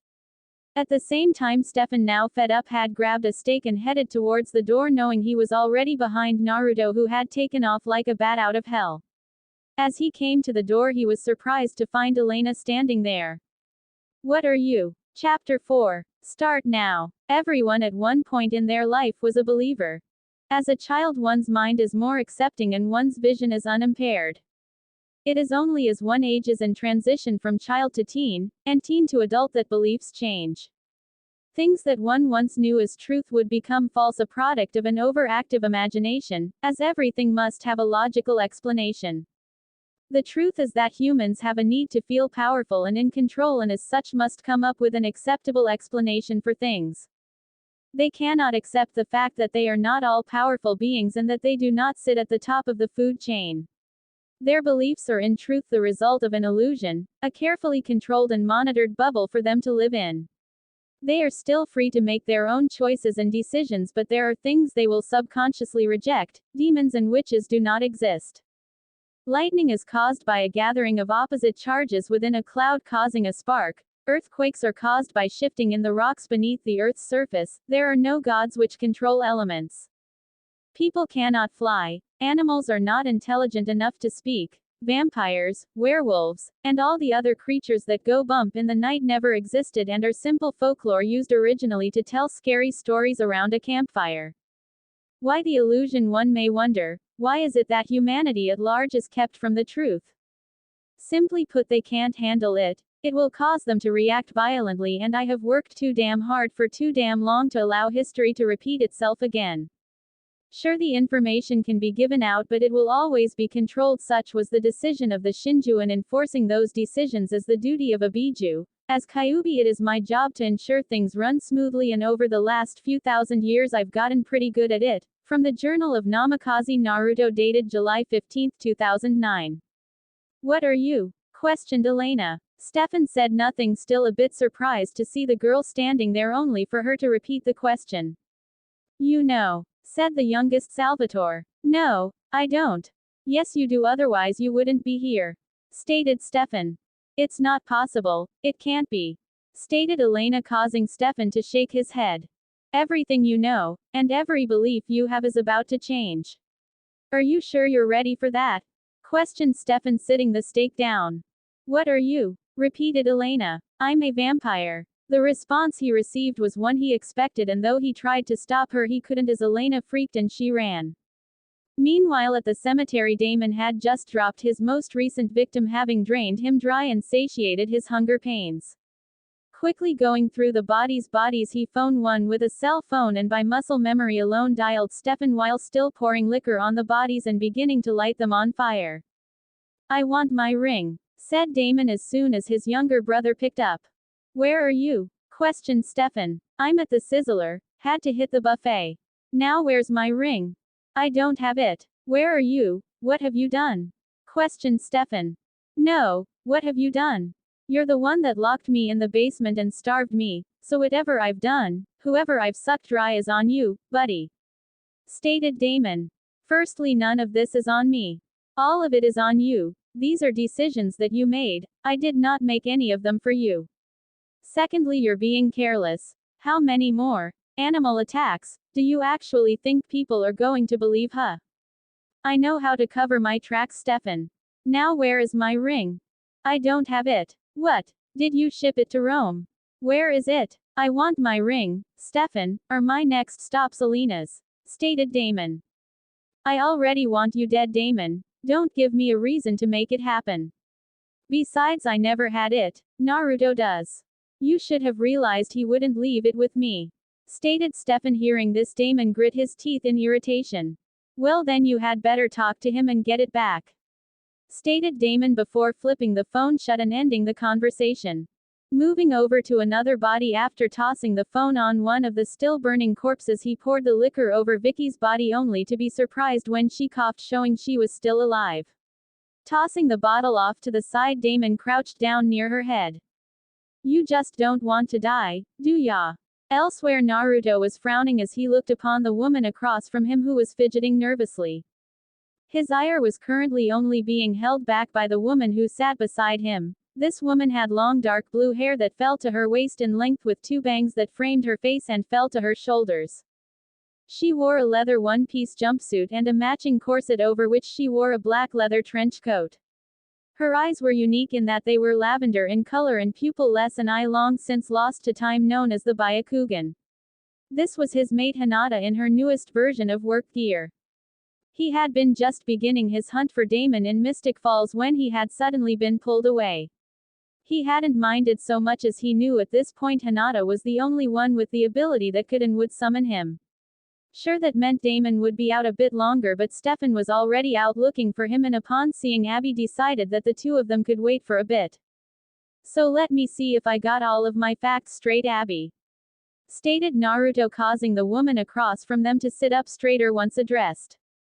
You were contacted by the elder original named Michael. You decided that instead of giving him what he was after, you would desiccate him and bind him so that he would not cause any more destruction. After which you realized you had lost your powers and thus decided to remain here and watch over his prison. Summarized the blonde, getting the woman to nod. Yes, that is correct, stated Abby, getting a nod from the blonde before he glared at her, causing her to freeze. Tell me something then. In all this time which you've taken up this self-appointed duty, why did you not contact your mother and explain the situation? Instead of sacrificing your powers by overstressing yourself, you could have let her know what was wrong. She no doubt would have helped you and even called for more assistance from the rest of your line. Trust me, taking down an original is something she'd have been more than happy to assist in. Also, in all this time, why have you not reached out to her since then? In the time you've been gone, you have not once checked up on Bonnie. You remember her, right? She's the daughter you gave birth to 17 years ago. Said Naruto, only for Hinata to place her hand on his leg to calm him. I couldn't take the risk. If that thing fails, I don't want Bonnie anywhere near it. There are horror stories about the things that monster does, and Bonnie is innocent. I won't have her harmed in something she has no part in, stated Abby. I find your reasoning flawed. If this was truly all about protecting Bonnie, you wouldn't have lost your powers. You lost your powers because you were being punished for abandoning her. When I first taught your ancestors magic, one of the rules I set in place was family before all. The spirits of your ancestors still hold those rules in quite high regard, especially that one. I think you just wanted a way out and figured that Bonnie would be fine. After all, she still has your mother and her father, right? Meanwhile, you got a fresh start, and you get to be normal, which is what you always wanted. Stated Hinata, causing Abby to begin shaking in fear. You're going to call Sheila and you're going to tell her this same story you fed us. She will decide what happens to you from there. Stated Naruto, standing to his feet and bringing Hinata with him, showing she only stood up to his shoulder. Abby, do not make me come back here, otherwise I'll leave what happens to you up to Hinata. Stated Naruto. Really, love, she is kind of cute. I think she would make a wonderful little cunt slave for Minako. She is getting to that age. Stated Hinata, causing Abby to freeze in horror before the two vanished into twin plumes of smoke. Back in Mystic Falls, Stefan and Elena were sitting outside of a coffee shop. To any passerbys, they appeared to be nothing more than a guy trying to make up with an angry girlfriend, which for all intents and purposes they were. Stefan had even for once traded in his brooding emo black in exchange for a pair of blue jeans and a light blue button-down shirt. They had already ordered and at this point simply waiting for their drinks to arrive. You said you would explain everything. That's why I asked you to meet me here. When you Google vampire, you get a world of fiction. What's the reality? Questioned Elena. What do you want to know? Questioned Stefan. Well, I know you eat garlic, so that's out, yet somehow sunlight's not an issue. Stated Elena. Stefan, however, said nothing as the waitress chose that moment to arrive and place down their drinks, and he didn't speak again until he was sure she was out of hearing range. There are rings that can protect us, stated Stefan, with Elena briefly looking down at Stefan's crucifixes. Decoration, said Stefan. Holy water. Drinkable. Mirrors. Myth. The way Stefan disproved all common knowledge about vampire folklore gave Elena a brief sense of vertigo. In a way, in just the last small stretch of time, her life had seemingly become this big mystical fantasy.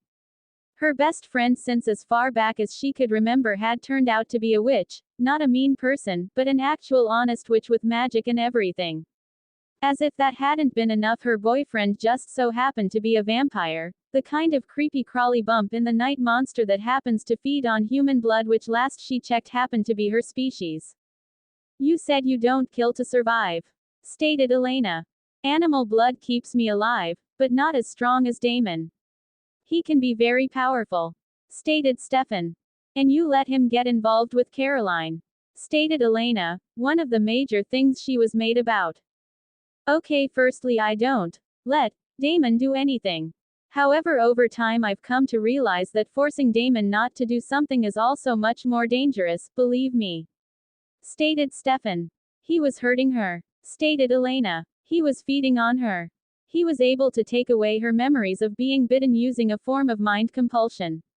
She never knew what was happening to her. If he wanted to kill her, he would have, stated Stefan. And that's supposed to make it okay, stated Elena angrily. No, none of this is okay, Elena, I know that. This entire situation is fucked up and it really isn't something I even wanted to deal with, stated Stefan. Are there any others, aside from you and your brothers, I mean? Questioned Elena. Naruto's not a vampire, he's something else. As for your question, no, there aren't any others here, not anymore, stated Stefan. What is Naruto then, if he's not like you? Questioned Elena. Unfortunately, that I can't tell you. You would tell Bonnie, and it's part of her test to discover that on her own, stated Stefan. I thought you would tell me everything, stated Elena with narrowed eyes. I will within reason that I know of. However, that is one subject I can't touch at this point. Naruto didn't want to come back here at all. Now that he has and he knows of Bonnie's situation, he's not going to let anything interfere in making sure she reaches her true potential. In order to reach that potential, she can't have answers handed to her. She's been given the clues already, she just needs to piece things together like you did, stated Stefan, getting an annoyed huff from Elena, though she understood. You said not anymore, what does that mean? Questioned Elena, grudgingly changing the subject. Well, there was a time when this town was very much aware of vampires. Unfortunately, it didn't end well, for anyone. That's why it is important that you don't tell anyone, stated Stefan. I can't promise that, stated Elena. Elena, give me today. I will answer any questions that you have, and when it's over, you can decide for yourself what you wanna do with what you know.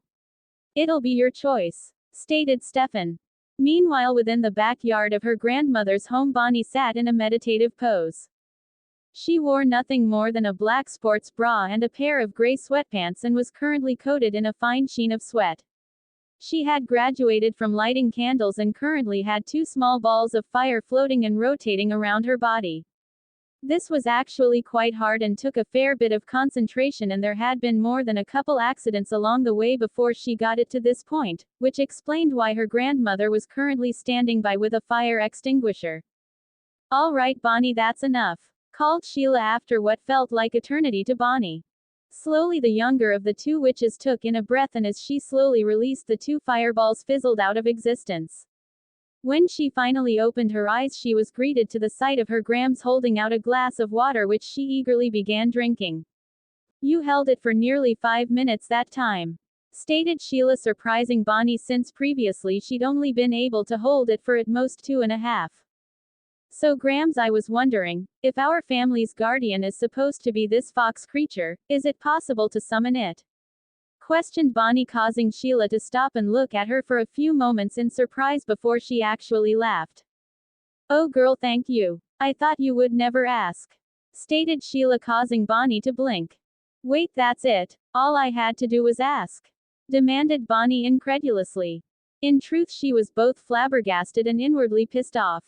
Ever since she'd found out about the connection to the Kyuubi, she had been honestly looking for any type of hints to determine the validity. She'd asked Naruto about helping her, but he'd told her he wouldn't, that the answer was closer than she thought, and she was overthinking things. She instead had gone and tried both the library and the internet, though the term generally had her finding references to her favorite book series, which had a new issue coming out the next week that she would have to pick up. Well, the truth is that this was part of a test. Humans, especially witches, have a tendency to overthink and complicate a situation or a problem. Sometimes the best way is the most simple way. As an elder, it is my responsibility to help you with your problems, however I can't do that if you don't ask now, can I? Stated Sheila. At this, Bonnie wanted to smack herself.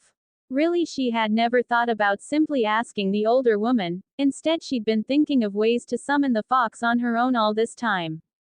The problem with having a sense of independence was that sometimes it acted as a double-edged sword. Sometimes it would help you, and sometimes if you weren't careful it would cut you.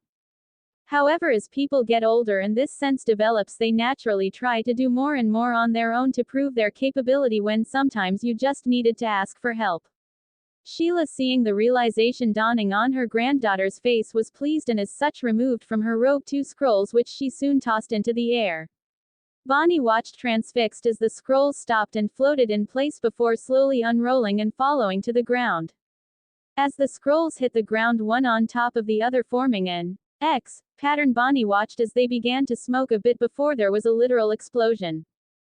Due to the explosion, a massive burst of white smoke was created which Bonnie eagerly awaited to see cleared.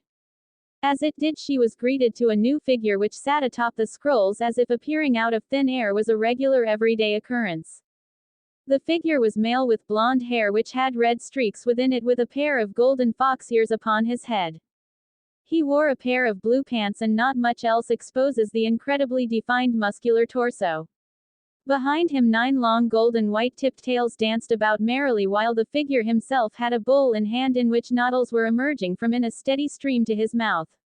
It was as she saw the familiar face with whisker-like markings on it as well as the captivatingly blue eyes, though with noticeably slit pupils, that she realized she already knew who this was. "Well, it's about time. I thought this would have happened a while ago," stated Naruto, placing the bowl down after inhaling the last of his ramen. "Well, after all this time, you could have just told me. I've certainly brought it up enough," stated Bonnie, arms crossed and glaring at him. "True, but that's not how this test works. So I gave you hints to point you in the right direction," stated Naruto with a shrug. At the same time, elsewhere, Elena and Stefan had pulled up in a forested clearing. As they did and the car rolled to a stop, Stefan got out, prompting Elena to do the same as he did. "Stefan, what are we doing here?" questioned Elena as she climbed out of the car. "I want to show you something," stated the vampire. "In the middle of nowhere. It didn't used to be nowhere, it was once my home," revealed Stefan, taking in the sight as already they could the decayed stone that had once been a gate. "It looks so," started Elena, only to trail off to find a nice word. "Old, well that's because it is," stated Stefan calmly. "Wait, Stefan, just how long have you?" "I've been 17 years old since 1864, revealed the vampire. "Oh my god," exclaimed Elena in shock, her hands coming up to cover her face. "I know, over 100 years of test and final exams, it truly is hell," stated Stefan, only for Elena to pale as she hadn't thought of it from that angle, which made it even worse. "Anyway, you said you wanted to know, so I won't hold anything back. Last chance to back out, before you find out how deep the rabbit hole goes," stated Stefan. "Really, Alice in Wonderland references," stated Elena, getting Stefan to shrug. "Fine, one world-shaking revelation coming up," stated Stefan, motioning Elena to follow him deeper into the property.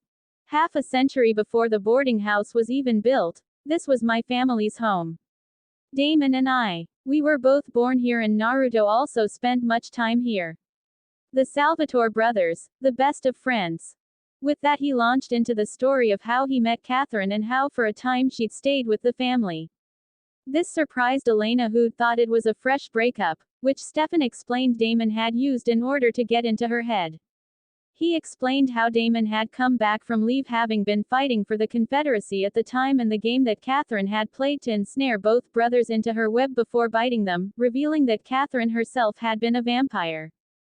"In fact, to be perfectly honest, that's initially what interested me about you," stated Stefan, shocking the girl. "What do you mean?" questioned Elena. "When I first saw you, I thought you were Catherine. You two look so much alike, it's scary. Of course, you have an entirely different personality than she did. Seeing me with you reminds Damon of seeing me with Catherine. The only difference was that this time it wasn't something either party was forced into and is such a more honest relationship," explained Stefan. "So it was Catherine that made you into a vampire," stated Elena. "Not intentionally at the time. I think at the time she was content to just feed on us and mess with our heads. However, in the end she wanted us to be together forever, all 3 of us. Didn't work out that way, but Damon and I are stuck together whether we like it or not," stated Stefan. "Where was Naruto when all of this was going down?" questioned Elena. "Naruto had taken to traveling, wanted to see things outside of Mystic Falls. By the time he came back, it was too late for the 2 of us," explained Stefan as he reached down into a pile of rocks and pulled out a small wrapped-up bundle which he revealed to be holding a ring. Is that Damon's ring? Questioned Elena upon spotting it. Yes, after the founders' party I took it from him. I thought I wouldn't have to deal with him for a few decades. Unfortunately someone let him out of his cell, so now I have to give it back. Said the savageThor. Or you don't and keep it hidden. Said Elena. Unfortunately if I do that he'll retaliate in the only way he knows can hurt me, by hurting you. Said Stefan. The mind control, that you said Catherine used. Do you ever use it on me? Questioned Elena. No. That necklace, it contains an herb called vervain. It protects you from being compelled. I wanted to protect you from Damon's influence. But I also wanted to protect you from me. Elena, you should never take that necklace off. Because no matter what happens after today, no matter how you feel about me, you'll know that you were free to make your own choice. Stated Stefan, only for his phone to ring as soon as he finished speaking. What do you want, Damon? Questioned Stefan. My ring for starters. Working on it, but you already knew that. So why call? Questioned Stefan. Okay, so here's the thing, remember the girl I bit a while back, the one that somehow lived? Well, she's here. Long story short, I bit her again, fed her some of my blood and snapped her neck. Now here's the weird part, after like an hour she hadn't woken up. Instead she broke into a sweat and her body's jerking around like she's having a seizure. Ever hear of anything like that before? Cause I sure as hell haven't. Came the explanation from the other end of the line. Fine, just tie her down somewhere, I'm on my way. Stated Stefan, looking up into Elena's confused eyes only to say nothing and immediately call Naruto. Stefan, shouldn't you be with Elena? I am, but listen, Damon just called me. Somehow he got the bright idea to try and turn Vicky, only something went wrong with the process, and he said it's like she's having a seizure. Stated Stefan, causing the other end to go silent while Elena looked horrified. Stefan, is Elena with you right now? Questioned Naruto. Yeah, I was just explaining things to her when I got the call. Explained Stefan. Fine, go pick up Jeremy and I'll meet you at the house after I pick up Matt. Stated Naruto. Matt, I understand, but why Jeremy? Came Stefan's response, getting Elena to frown and stare at him as they made their way horridly back to the car. Kid's her boyfriend, he deserves to know what's happening to her. Stated Naruto before ending the call. We are not getting my brother involved in this. Stated Elena. Not my call and not yours either. Naruto wants him there, and considering how bad he beat Damon not too long ago, and my lack of strength due to my eating habits, it's something I can't fight. Stated Stefan. It had taken nearly 35 minutes before Naruto's Camaro had pulled up and through the gates of the savageThor boarding house. Bonnie, of course, was not letting him out of her sight as she still had questions, and their conversation had been interrupted by the call, so 5 of those minutes had been wasted by her changing clothes, into a blue skirt and a white shirt. Luckily, of course, since she'd been with him, she'd been able to locate Matt, who'd been at the grill with Tyler. She had went in to get him and come back without saying anything, as she didn't want Tyler coming along. It was only as they had hit the road that they had explained something had happened to Vicky. As they pulled up, they could see that Elena's aunt's car was already there, and Naruto had wasted no time putting the car in park and cutting it off, with all 3 abandoning the ride in favor of entering the house. Upon entering, they found the sight of Damon, Stefan, Elena and Jeremy all gathered around the couch watching Vicky, who had been tied down to the surface, and it was clear why as her body began convulsing once more. Without a word to anyone, Naruto pushed both Jeremy and Stefan aside as he knelt beside the girl, his hand lighting up a bright green, much to their surprise. For several long minutes he was silent as his hands hovered over her before the green glow died down and he frowned. Great, it's exactly as I thought. Stated Naruto. Okay, then maybe you can tell me what the hell is going on. Stated Matt, entering the territory known as brother mode. Cliff note version: some type of vampire, and yes, they do exist, attacked her and tried to turn her. Problem is her body is rejecting the transition, it's treating the vampire cells like a virus and trying to fight it off. Explained Naruto. Is that even possible, for a human to fight off transition? Questioned Stefan. Usually no. Vicky and I assume Matt are special cases. You are full-blooded siblings, right? Stated and questioned Naruto as he turned to face Matt. Yeah, we are, answered the teen shortly. Right, well, the reason Vicky survived the first time she was attacked is because her body has a more powerful healing factor than a regular human's does. The doctors of today don't notice it because they don't know what to look for, but considering it's a less powerful version of the one I share with my siblings, it was easy to spot when I checked her in the hospital last time. Stated Naruto. You have a healing factor? Questioned Elena, turning to Stefan. I do, but he's not talking about us. Stated Stefan. Aside from Stefan and Damon, who are also my youngest siblings, I have 8 others. Anyway, their bodies, Matt's and Vicky's, are special. Not only do they heal from injury faster than others, but you don't get sick either, do you? No, neither of us has gotten sick in years. My mom said we got sick a lot as kids, but suddenly we just stopped at around 6 years old. Explained Matt. It's because by that point your bodies had strengthened enough and knew enough that your healing factors could kick in and destroy any type of virus that attempted to get you. Poisons also aren't enough to kill you. They'll put you down for a while, maybe a couple weeks at best, but in the end you'll recover and go on like nothing happened until eventually poisons don't work either. Stated Naruto. Of course, only certain people can develop such resilient bodies and immune systems. In fact, only 9 people alive can guarantee you get that package. Of those 9, only 7 would be behind this. So that said, Matt, what do you know about your father? Questioned Naruto, causing Matt to frown. Nothing much, never met him. She never mentioned him except once while she was hungover.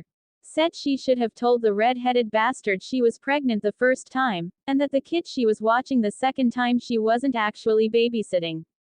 Stated Matt. Before anyone could comment further, Vicky suddenly lurched forward, almost breaking the binds that held her as she roared loudly, her eyes snapping open to reveal that they were now a solid red. In an instant, Naruto had turned and grabbed her, pushing her back down onto the couch. With a burst of chakra, his eyes changed as blue was replaced by purple and black circles appeared surrounding the pupil in a ripple-like pattern with 9 tomo-like markings, 3 tomo on each circle. For several moments the two of them locked eyes, with Naruto spinning hypnotically before Vicky slumped into sleep. Well, guess that answers that question.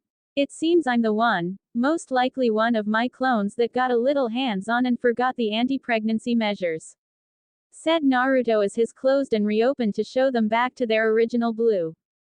Okay, what was that? Your eyes just changed.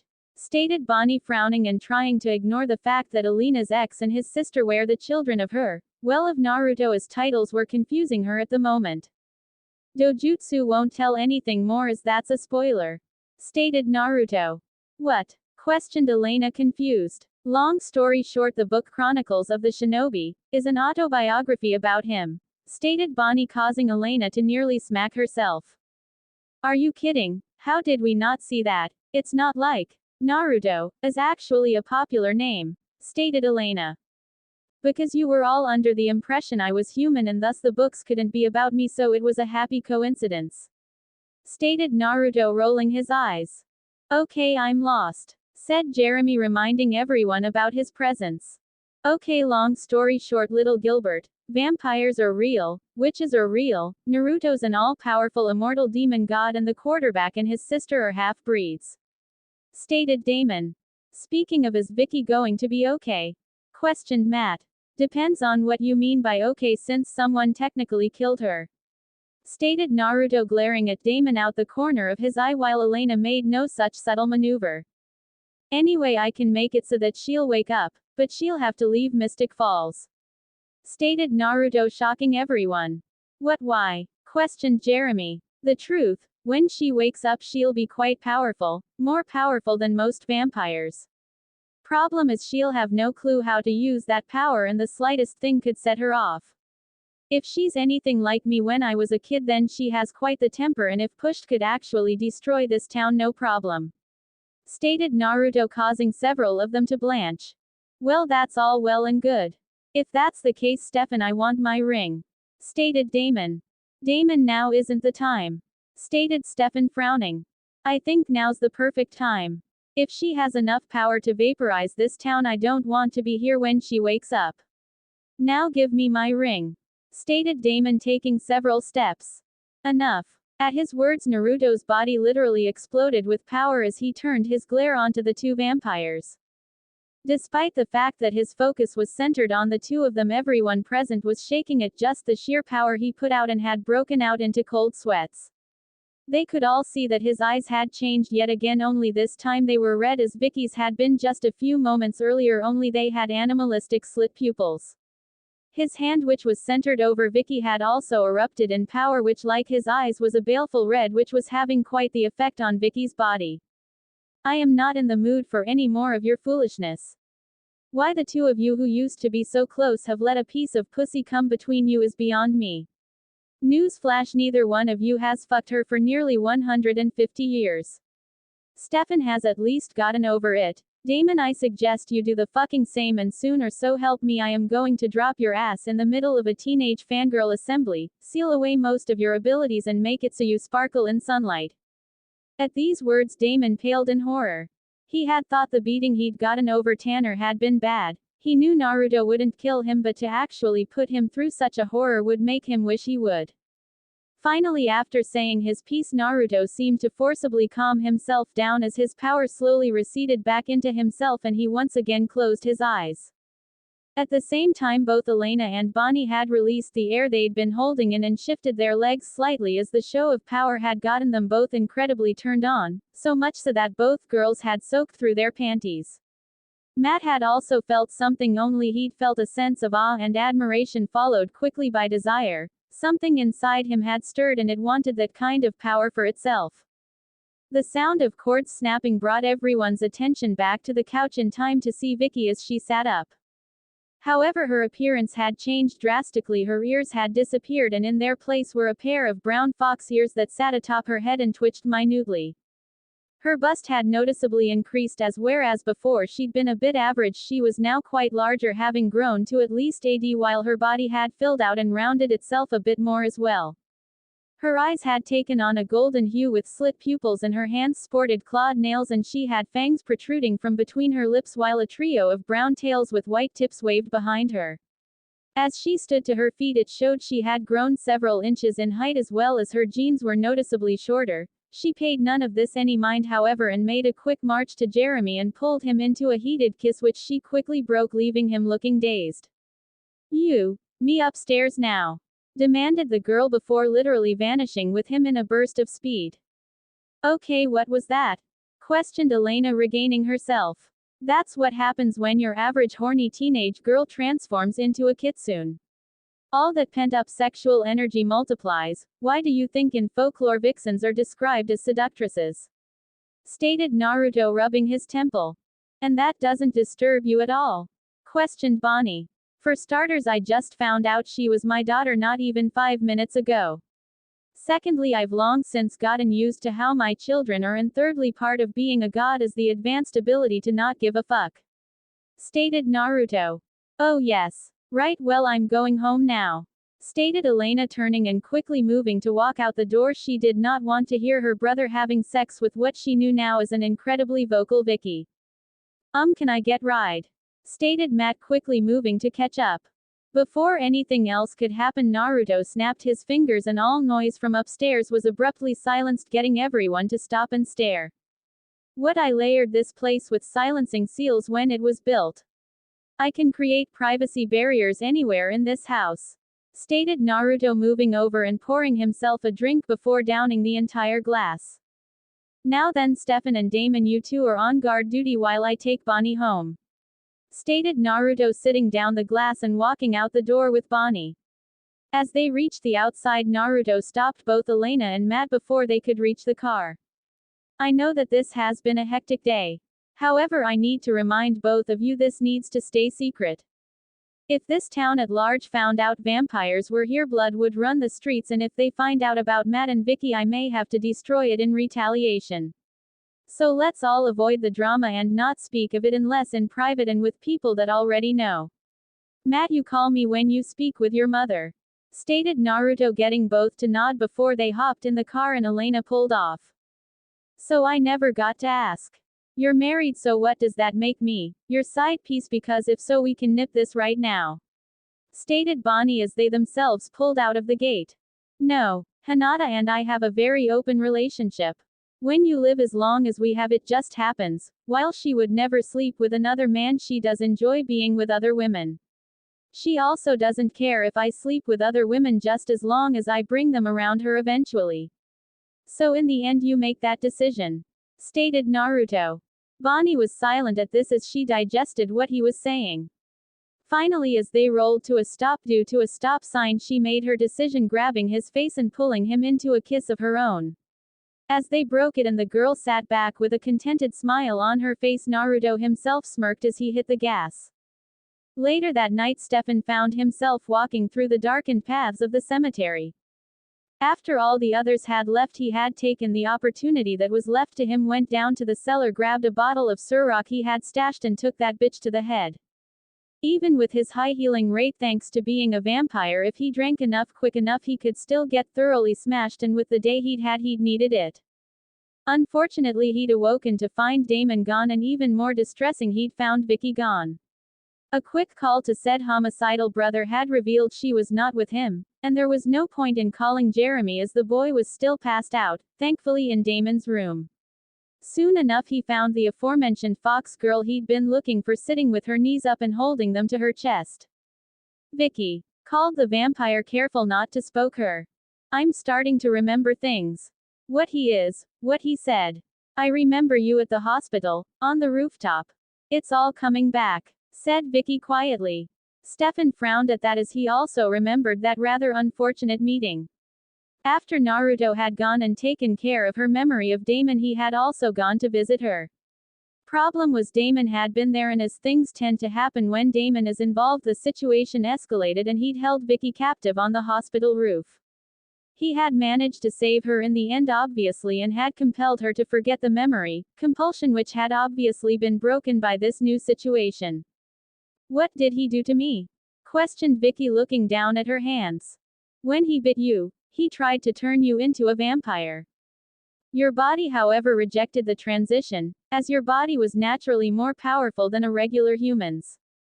Turns out your dad, who happens to be my adoptive brother Naruto by the way, passed down to you and Matt a highly advanced healing factor. Your body using this tried to fight the transition like it would any other virus, and it took more power than you had. The reason you woke up so soon is because Naruto pumped some of his own power into you so that it boosted your recovery. The end result, however, is this part of you is woken up," explained Stefan. "Then what am I now? What is he?" questioned Vicky. "You're a kitsune. Your dad is actually the Kyuubi no Kitsune, one of the 9 great Biju and a very powerful god in his own right," stated Stefan. "Wait, you're saying my dad is God?" stated Vicky. "Not if you're talking about the whole ruler of everything, no. Your dad, however, is a god, one that is older than our furthest history can track.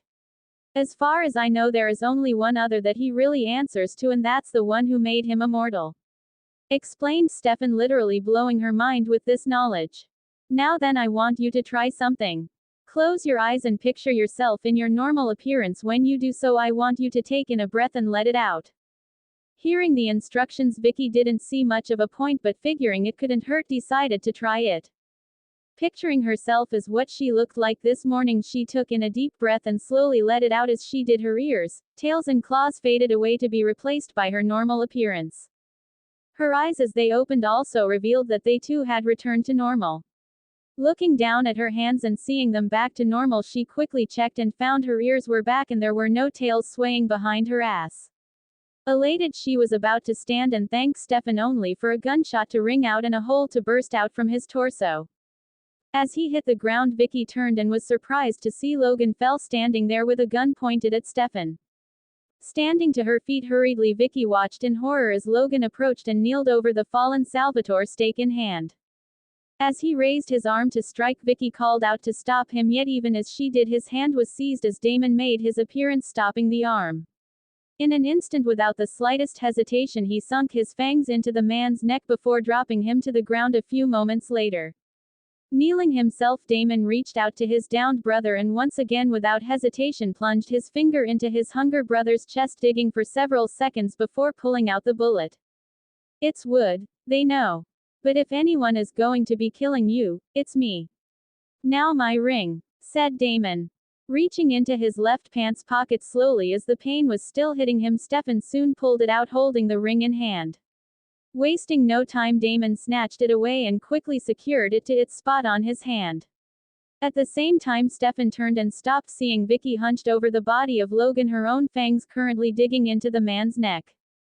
Vicky, you're a kitsune, you don't need to feed on humans, called Damon, also spotting it, causing said girl to look up with blood covering her mouth.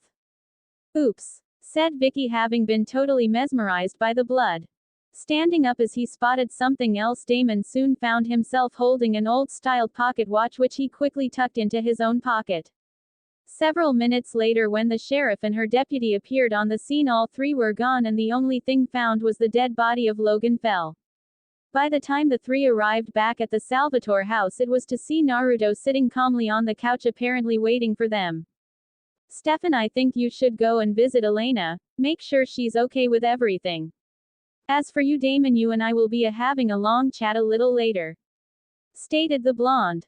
Looking forward to it, brother, stated Damon casually, though sweat was beginning to form in his hair, so he quickly took his leave, as did Stefan, leaving Vicky alone with Naruto.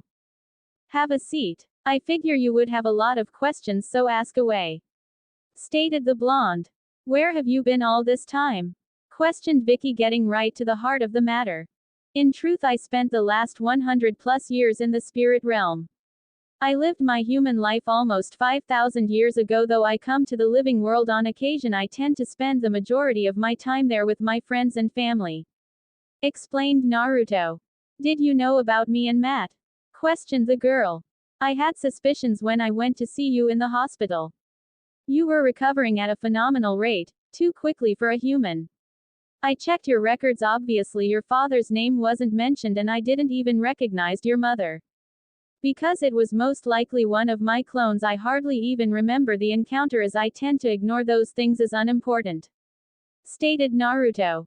You created a clone that got my mother pregnant, twice, stated Vicky with narrowed eyes, not seeing how such a thing could be unimportant. At this moment, I currently have almost 50 clones living out regular human lives. For each of those clones, they have no memory of being clones, so each one believes they are their own separate person. At the same time, there are clones stationed around the world that know they are clones and are positioned as such for certain jobs. Now when one of these clones dispels, I get whatever memories it had once. The energy that remained returns to me. For a clone that lived a human life, that's a lifetime of memories, and should multiple clones be dispelled at once, I get all those memories at once as well. Once a year I tend to send a clone to Mystic Falls to place flowers on the grave of Mary Salvatore, the woman who took me in when I posed as a child back in 1838. I have memories of my clone sleeping with Elizabeth Forbes, Miranda Gilbert and her sister Jenna Summers, stated Naruto calmly, not at all bothered by the fact. You remember all that, but you can't remember my mom, stated Vicky incredulously, inwardly laughing at what a horrible fuck her mom had to be if that were the case. Didn't remember those either until I saw them in person or saw a picture, stated Naruto with a shrug. So what happens now? Questioned Vicky. Relationship-wise, that depends on you. I myself didn't find out who either of my parents were until I was 16, so I get how you feel. In fact, the first thing I did when I met my dad was punch him in the jaw. However, given the length of time we have, I think we should just let things come as they do. As for the immediate future, due to your new circumstances, I have to get you out of Mystic Falls for a while, at least until you can get a handle on your powers and hormones. I doubt you'd like to be pregnant anytime soon, and I don't currently need you destroying the town by accident because you got annoyed, stated Naruto, causing her to frown. What about Matt? Questioned Vicky. Matt will be fine. He'll finish school, play football and probably get a scholarship to some college. I'll still be here to look after him, so he'll be fine, stated Naruto, taking a sip of water from the glass that was resting beside him on the table. As for Jeremy, he already knows this because I told everyone while you were still unconscious, but you'll still be able to talk and even visit him at times, stated Naruto, getting a nod from her. Now you'll be attending a new school known as Yokai Academy, While it's pretty much the same as most human institutions, they have courses strictly for non-humans as well. You'll be staying in the dorms on campus, but several of your siblings and cousins go there as well, so you'll be fine, stated the blonde. Siblings? Questioned Vicky. Yes, I'm married, have been since I was 17, same woman too. Anyway, before you attend the academy, you and I will be staying in the spirit world for a bit so that you can get to know them. We'll make that trip this Sunday, as I believe the school is having a festival of sorts on Friday, which will give you Saturday for Jeremy. Now then, if anyone asks, you've been accepted into an art school in Paris, stated Naruto. Paris, stated Vicky, not believing she could pull that off. Trust me, by the time you come back you'll have at least a passing knowledge of the French language. You'll also learn my original language, which is the precursor to Japanese. You'll need that knowledge for some of the things you'll be learning.